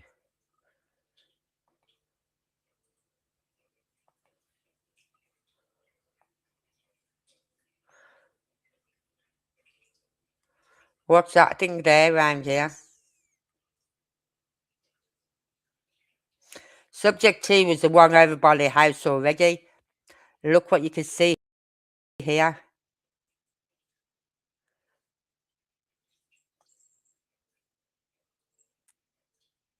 I can see something.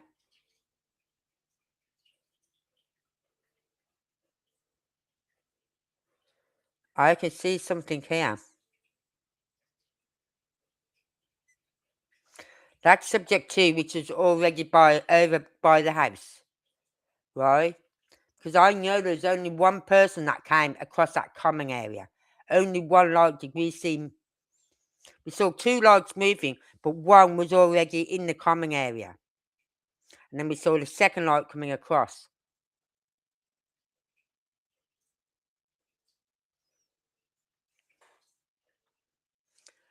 See if you could work on this area, Michelle.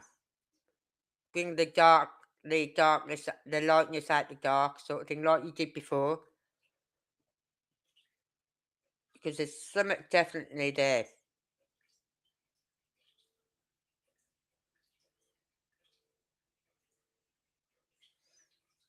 Something's definitely there.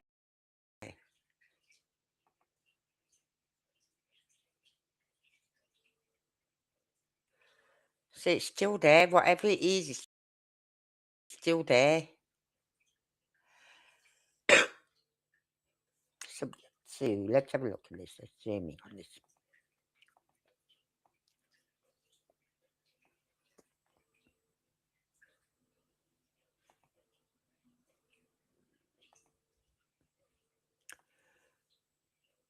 Something definitely here.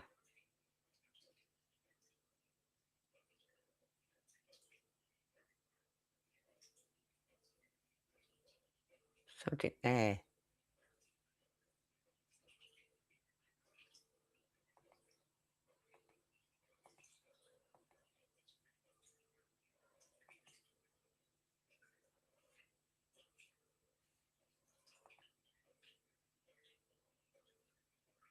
There was definitely something there because of this area here. And I think that might be a certain mother. I think that could be KP. The same as in that picture I showed before. The one I love, that one picture I do love.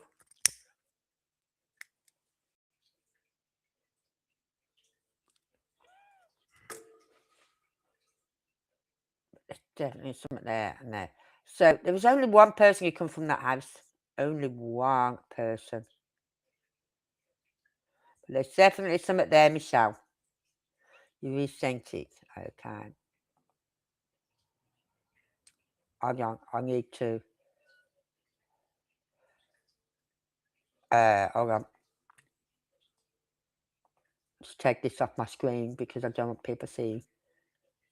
Actually, go back to my main screen. Right now, you resend. Otherwise, if I close it down, everyone sees my emails.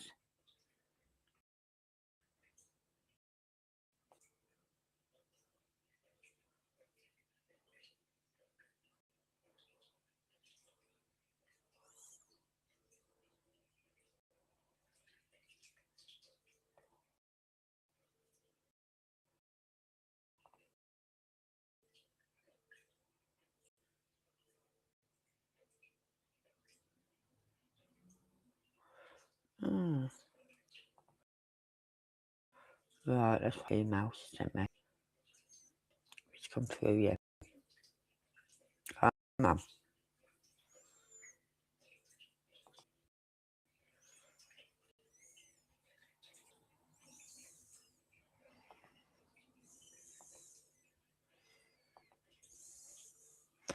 Hasn't come through yet.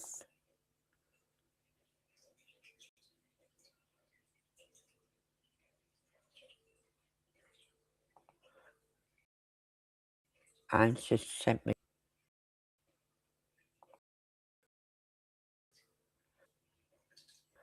What?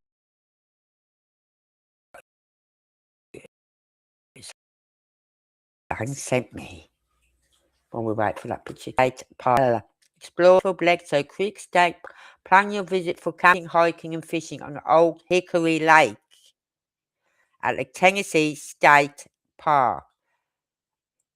Camping, I think it's camping, hiking, Bledsoe State Park, a verdict escape on the shores of whatever.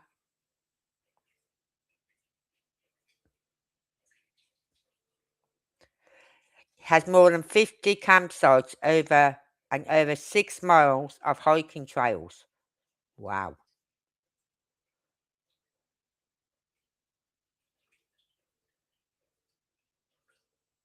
Definitely need looking at. I wonder if that lake has been Old Hickory Lake has been checked. I wonder.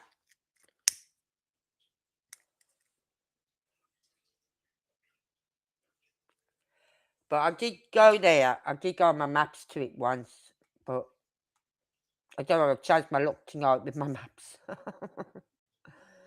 So I'll leave that till Monday to do that because we'll look about the institution as well. Right. I'm still checking. See. I'll see. I'll go back now. See if it says. Yeah, I'm on it coming down here somewhere. Ah, right. Okay.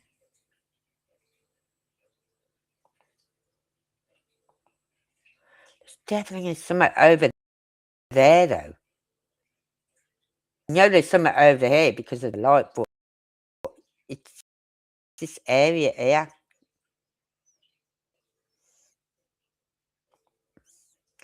So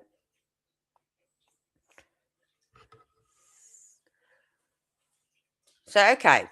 Who thinks he's alive? Who thinks he's not? I'm still on the fence. You know what I mean? I like to believe he's still alive and he's going to turn up once he turns 18. But my gut is telling me he's not. And if I go by my gut, then I'm normally 99% right every time.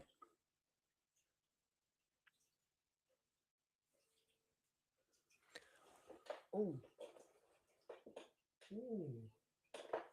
I've got like these dwarf sunflowers. They're not the tall ones. They're like small, dwarfy ones. I've got some thick off big heads coming up on them. And they have a big yellow sunflower head on them. Big one, not bigger than normal sunflowers. And we've got their heads coming up on them. So they're going to be opening up very soon.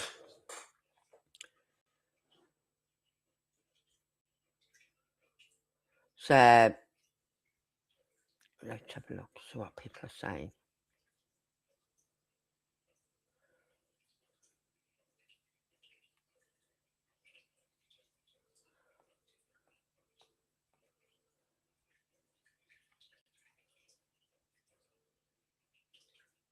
Oh, come on. Only thing I hate about this is the you're on the fence, Anne. I'm on the fence. I definitely am. Because I don't want to say ain't definitely either way. But if I go with my gut, I'm normally right.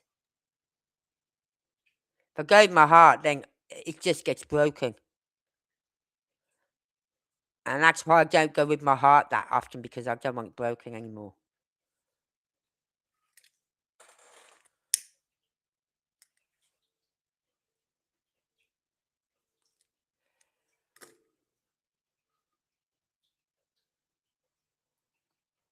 But why? What would be the reasoning behind hiding him? Keeping him hidden until he's 18? What's anyone going to benefit from that?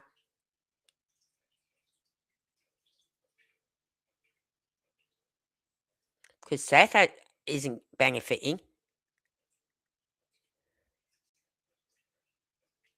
But Katie and Chris have, because they've had a, oh, we're free now, we've got no children apart from on certain holidays. We can go on holidays whenever we want now.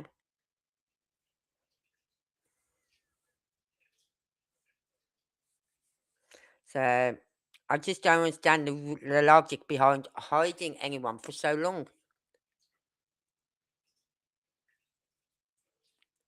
I know it happens, but normally they want to get rid of him for good, yeah. Because normally when people are abducted, took away and hidden from the world, they're normally in the middle of nowhere where they don't get any visitors, any traffic coming through on a daily basis, you know what I mean? And normally within a year to 18 months, they could have that child reconditioned to believe them. Yeah?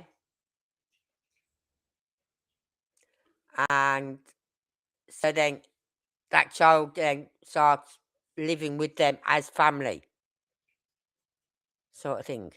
Even though not treated fully properly, but starts living with them as a family, as like a family member, like a son.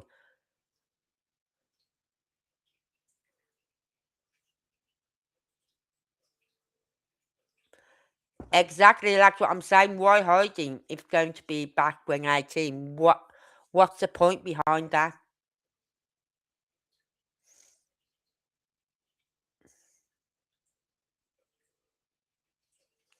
And tell what and where he's been. Yeah. But would you be able to tell him where he's been? That's the thing. If they've kept him hidden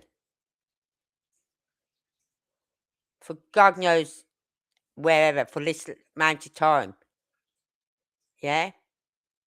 And then they take him out in the dead of night, put him in a back of a car or a van or a truck or something, then drive him off 5 miles away or more, and then just say, "Here, out you go, bye." He doesn't know where he's been.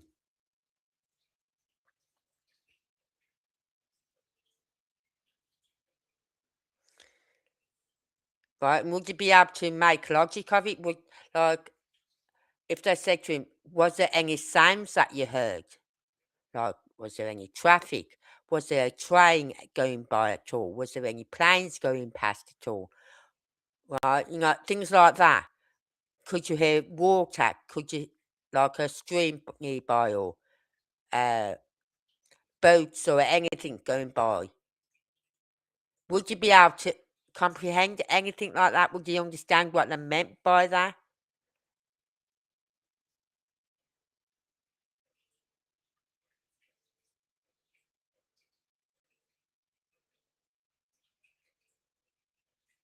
I'm sure Sebastian would talk if he could, if he knew where he'd been. But if they've been drugging him up and keeping him doped up on whatever, then would you really know where he's been?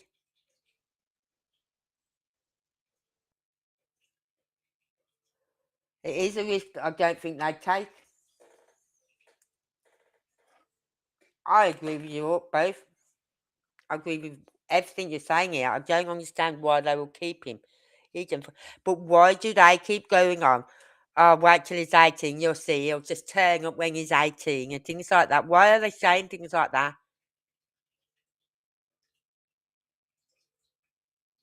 You know what I mean? Because how would they know he's going to turn up when he's 18? That's my question. How do they know he's going to turn up when he's 18? No one knows when he's going to turn up. So how do they know he's going to turn up when he's 18?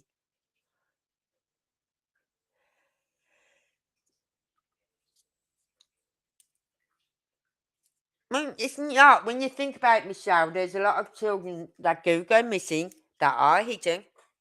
Look at that one case. I showed you the video of it all months ago now, right? And it was a young girl went missing, yeah? And she'd been missing for years, years. And her mother and father would go past this house where she was being kept hidden to either go to her sister's house or to go to the doctors or the hospital. They would drive past that road frequently, weekly. She would go out every weekend with the flyers. That guy would take a flyer off her or pick a flyer up from somewhere and take it back to his house and go to the little girl. See, your mother's still looking for you. You know what I mean? And then they found her because of a tip off of some other girl that went missing. And they went to this house on because of this other girl that had been missing. They went there and that's when they found her.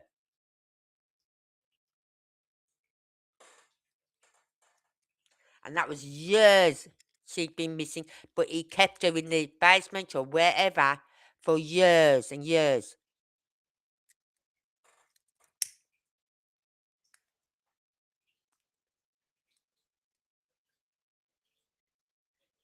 Yep.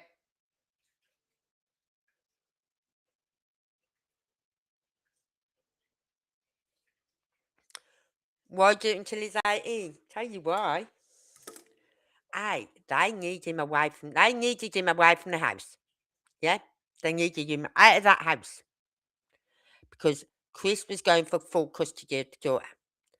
He knew he wouldn't get custody or even visiting rights if the CPS reports kept coming up and up and up.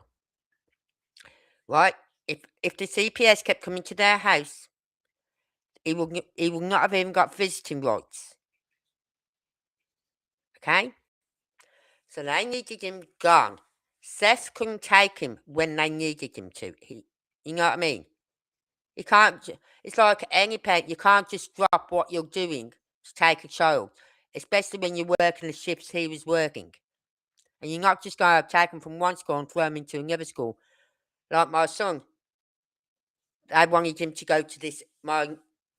my grandson to go to this other school. And my son said, he's not going there. I'm not going to send him there to set him up to fail. So he said, no, he's not going there. So then eventually they got him in the school they wanted him in. Even though they said they was already overcrowded. But at the same time that my grandson started there, there's 2 other children started at the same time. But they was overcrowded. Yeah, right. So Seth wasn't going to set his son up to fail, so he needed that time to get himself sorted out, his job sorted out, his shift sorted out, this online schooling. He had to wait 18 months to get a position for his son. 18 months.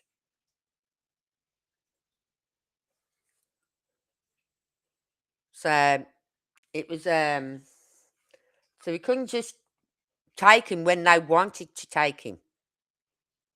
So they needed him out the house. But by saying he'd run away, obviously the judge believed him because he gave him visiting rights to his daughter on holidays and all that lot. Even though they've got a missing child from that house, the judge still let Chris have his daughter every year on the holidays.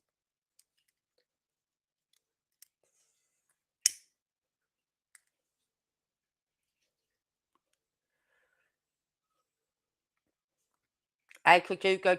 No, it wasn't the daughter going to the doctor. It's the mother. Hold on. The mother was going to the doctors on a weekly basis because she had health problems, right? So she'd go down this road past this house where her daughter was being hidden. She'd drive past that house maybe once, twice a week. Sometimes she'd go past there when she's going to her sister's house. She didn't know her daughter was in that house until the police went there on a tip off of another child that had gone missing. And that's when they found her daughter there.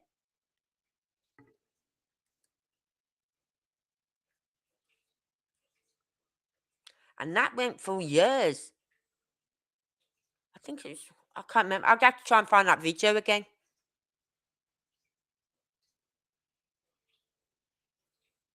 But it went on for years, that did. And then they found her.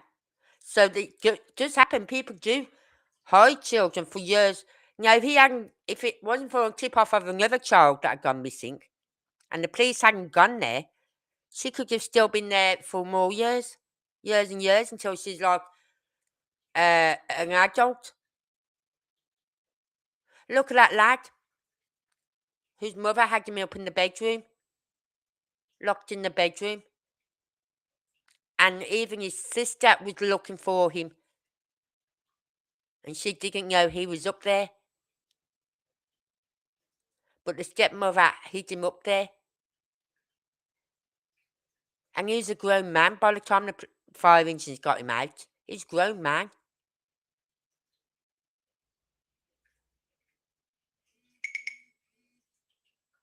So there are cases where it just happened. That's what I'm saying. We can't automatically think he's not with us no more because he could be. And I think if he is, then I'd certainly say, FBI, get to Bledsoe Institution and search every nook and cranny of that place.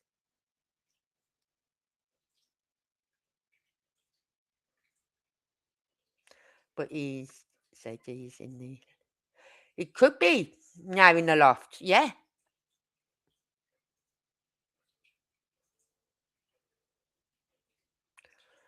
I haven't seen him for a long time. I think it's got something to do with his own work, his own business, his own work that he's having to do, and things like that. Because he can only do it on weekends when he's got days off. And if he's having to work, then but then again, he may be on holiday. He may have gone away with his wife somewhere.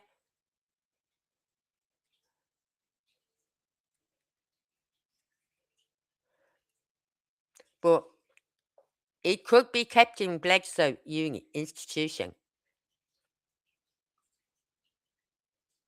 without any other kids knowing he's there.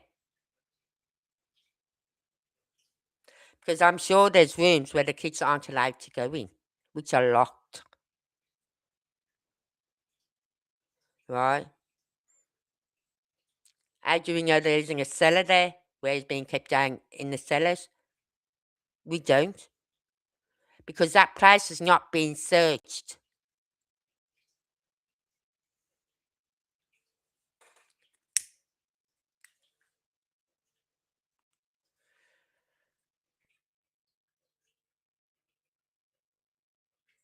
Yeah, it's like Summer Wells. Where's she? Where is she? I think with Summer Wells, there's one theory I've come up with was what I spoke about that time when I did a live on Summer Wells a few weeks back, which involved a red truck being seen and the owner of a red truck, and that owner knowing Summer Wells very, very, very well, and Summer Wells knew her very well, trusted her, you know what I mean? Could she have been took away and somewhere and been given to another family? Summer Wells might be happy as picking shit, you know what I mean, where she is now. Because she's not having to live the life she was living. We don't know, but I don't think my gut on that one, 5 years on, no sign of her. Nothing. And now apparently I heard the red truck was accounted for. I heard that as well the other week, that the red truck was accounted for. But they never, like the old sheriff who retired, there's a new sheriff now in Hawkins County. The old sheriff spoke out a few weeks, I don't know, maybe 6 months ago or whatever. He spoke out and he said he never got to speak, never got to talk to Candice or Don on their own. What? When I heard that, I thought, what?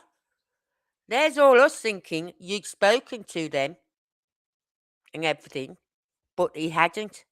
He had never spoken to Candice or Don on their own. Never interrogated them, never questioned them.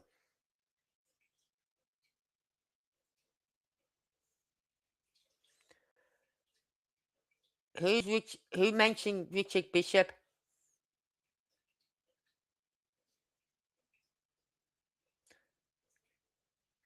Richard Bishop is one of the like a CEO or something like that of the ARC. He's involved heavily with the ARC institutions. But with the ARC, you've got many places of the ARC, but a lot of them are like community centres. Some of them are like where the children go for respite, to give the parents respite and things like that. So Richard Bishop, I believe, is something to do with the ARC. So who mentioned Richard Bishop? Sebastian. Wow. Richard Bishop. And he's oh, let's see. Let's just see. The ARC. God. Oh God, turn my light on. Just help if I have my light on, I can see what I'm doing. Give me my lamp. Right. I can see what I'm typing.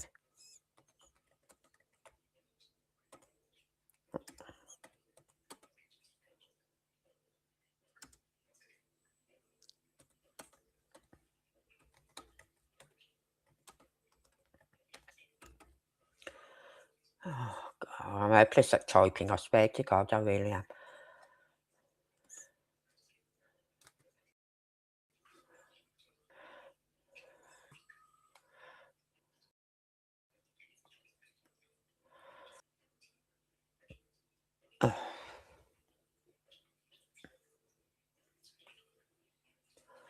No, it's not coming up with anything there. Oh, hang on. Hold on. Trustees of the Ark, right? It's not the Ark, it's just Ark. IRC. Ark. It's the. Uh,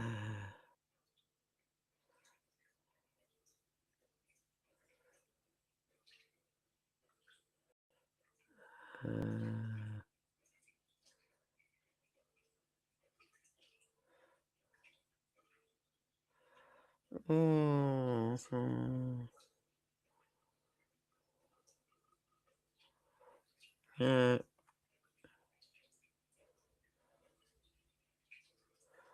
hang on.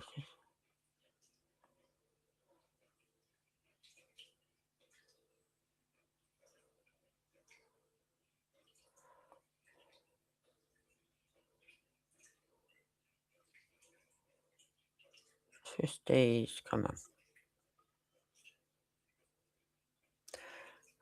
I punched in Richard Bishop. Ark. The Ark.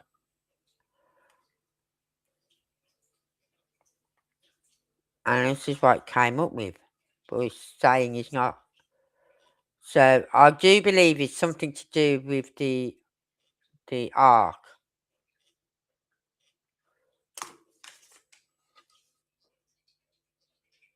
Which is.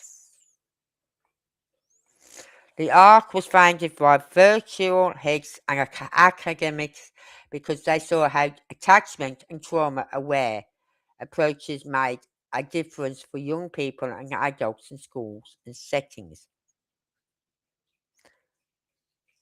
Our patron, Sir John Simpson, CBE, and trustees have many years of experience in promoting and developing attachment and trauma-aware approaches within settings.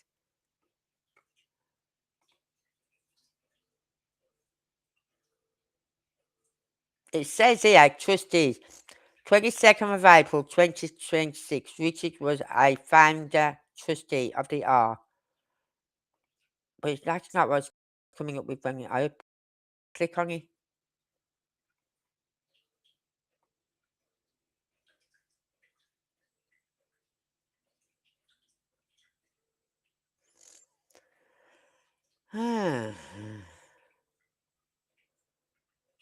You know what I mean? It's not telling me that. It just says here, it says 22nd of April 2026.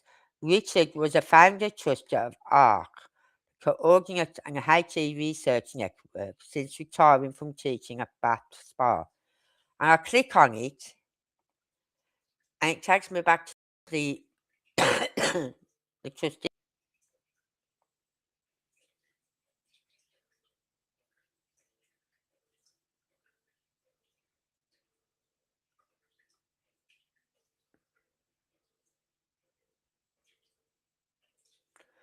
So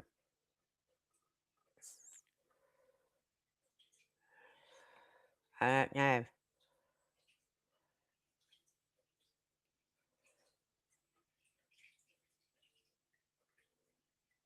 Oh, this is in the UK.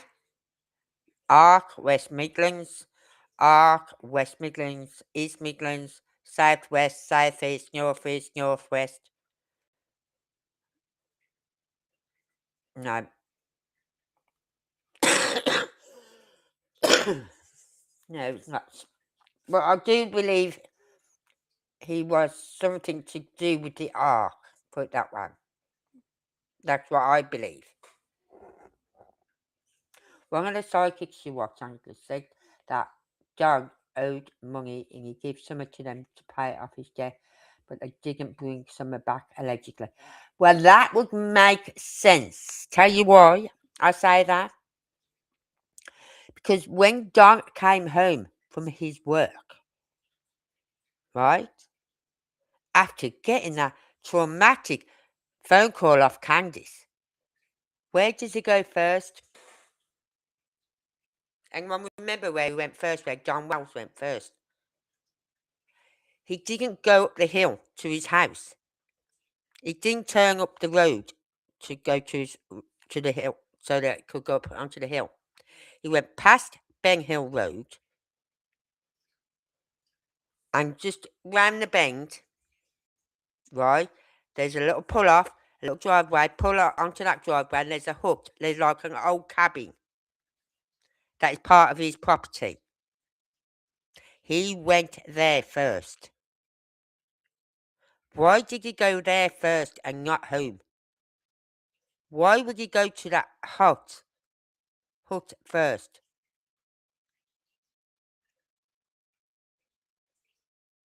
He said then he saw the lads searching the river, the little stream, and then he knew she was gone. Why would he go to that shed first before going home? He went there first because he was hoping that Summer had been brought back. You know what I mean?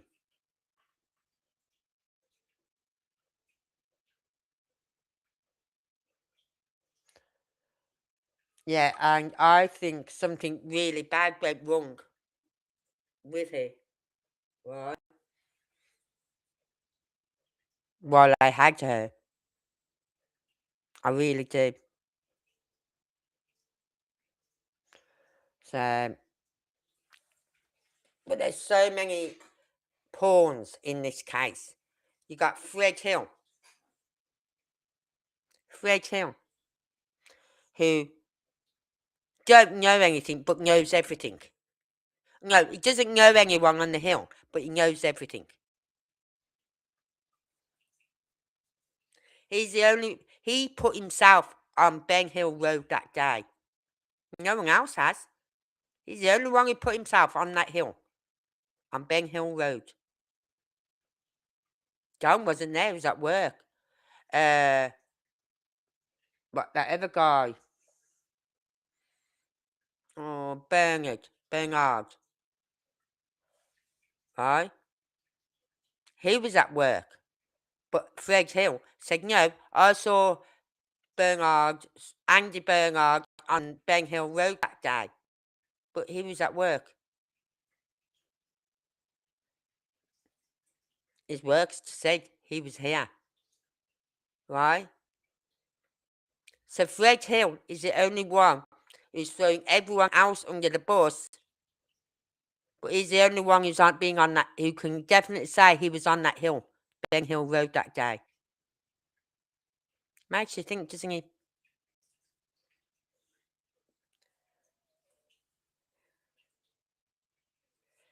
And it's like when he was working with Reverend Donna Serafina, if you look at the maps where he's telling them, oh, this is where we need to be looking, it's like taking them away from Ben Hill Road and that area. Boom. Miles away from there. I'm going, what? Why is he taking them over there for? If she'd gone there, someone would have seen her. You know what I mean? Someone would have seen her if she walked that way. So, Fred Hill, I don't trust a word that comes out of his mouth. And I used to like Reverend Donna Serafina, but when she talks about Summer Wells now, especially when she mentions Fred Hill, it's like I switch off. If she's talking about any other case, fine, but when she talks about Summer Wells now with Fred Hill, I switch off.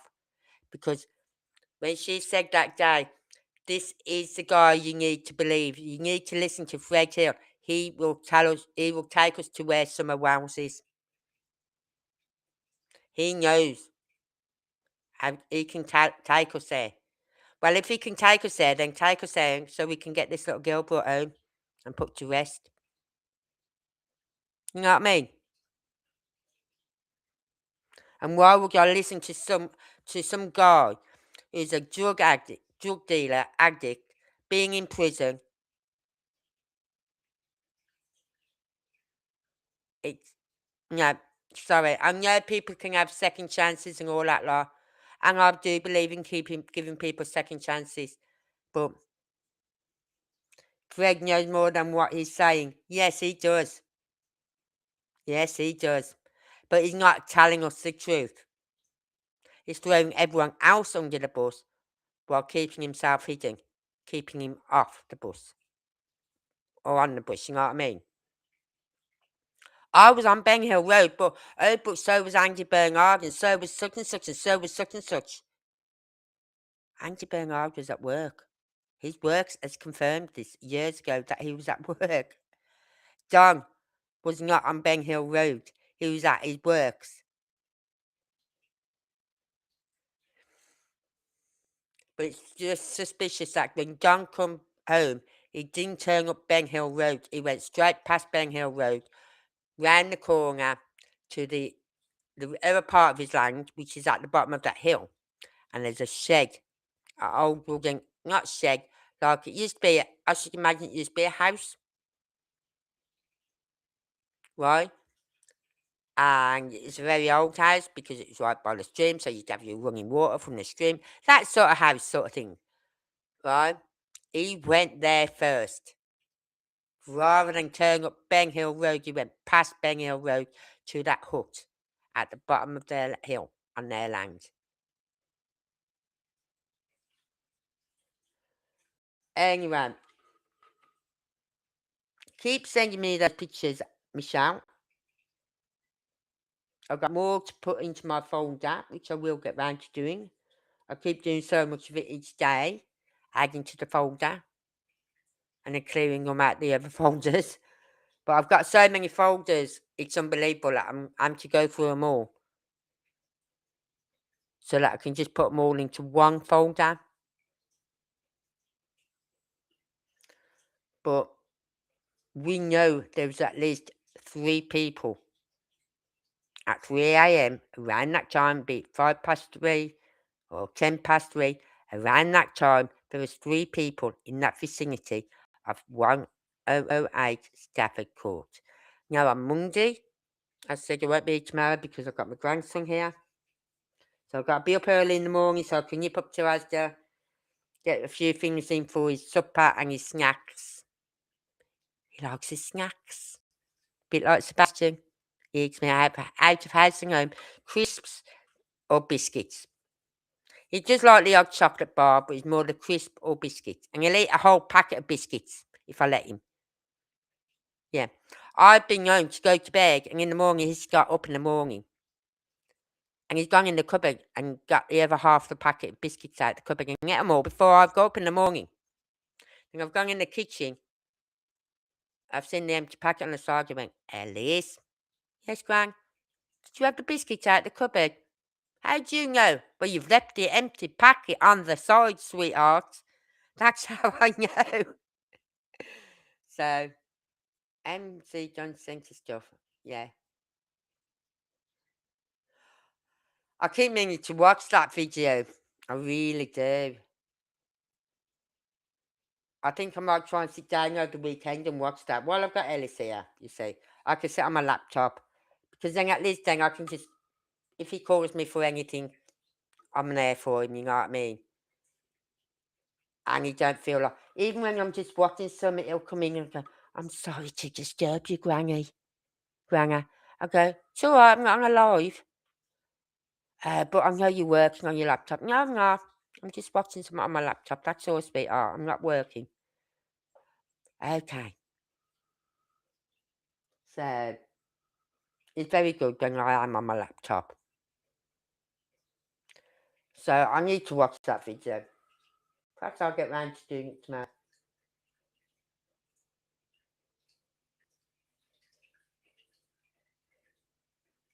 So anyway, hope you all have a lovely weekend. Thank you for being here tonight. I really do appreciate you all. If you haven't already, please hit that like button. And if you haven't already and you want to hear more of my droning on, you haven't heard the best of it. When I really start, that's the best. If you want to hear more of that, then please hit the subscribe button. Thank you, Anne. Thank you, Michelle. Thank you, Jen for being here. So until then, I will see you on Monday. So everyone have a lovely weekend. Get your gardens done. I know I've got to get mine done. And have fun. Till then, stay safe. Never slow up, no I don't take shit. I got no love for the fakeness. If you wanna play tough and wanna hate this, I'll always show up. I don't ever slow up, no I don't take shit. I got no love for the fakeness. If you wanna play tough and wanna hate this, I'll always show up and make a statement. I don't ever slow up, no I don't take shit. I got no love for the fakeness. If you wanna play tough and wanna hate this, I'll always show up and make a statement. Everything I do so instinctive and so passionate. Every word I move so descriptive like an adjective. I got a vendetta against people who patented being negative when you should be getting after it. I got facts over tracks, this and that. Spitting slow, spitting fast, I could roast, I could gas. Think I'm okay at last, but I don't know if that can erase all the past. And the pettiness, a reflection of the emptiness. Hilarious, you think you're with my time, you're delirious. Mysterious, because you hide behind a fake exterior. Inferior, you know I'll always be a bit superior. Get off of me, this ain't no humble brag. I want you to hear words, you can say them back. I want you to feel free.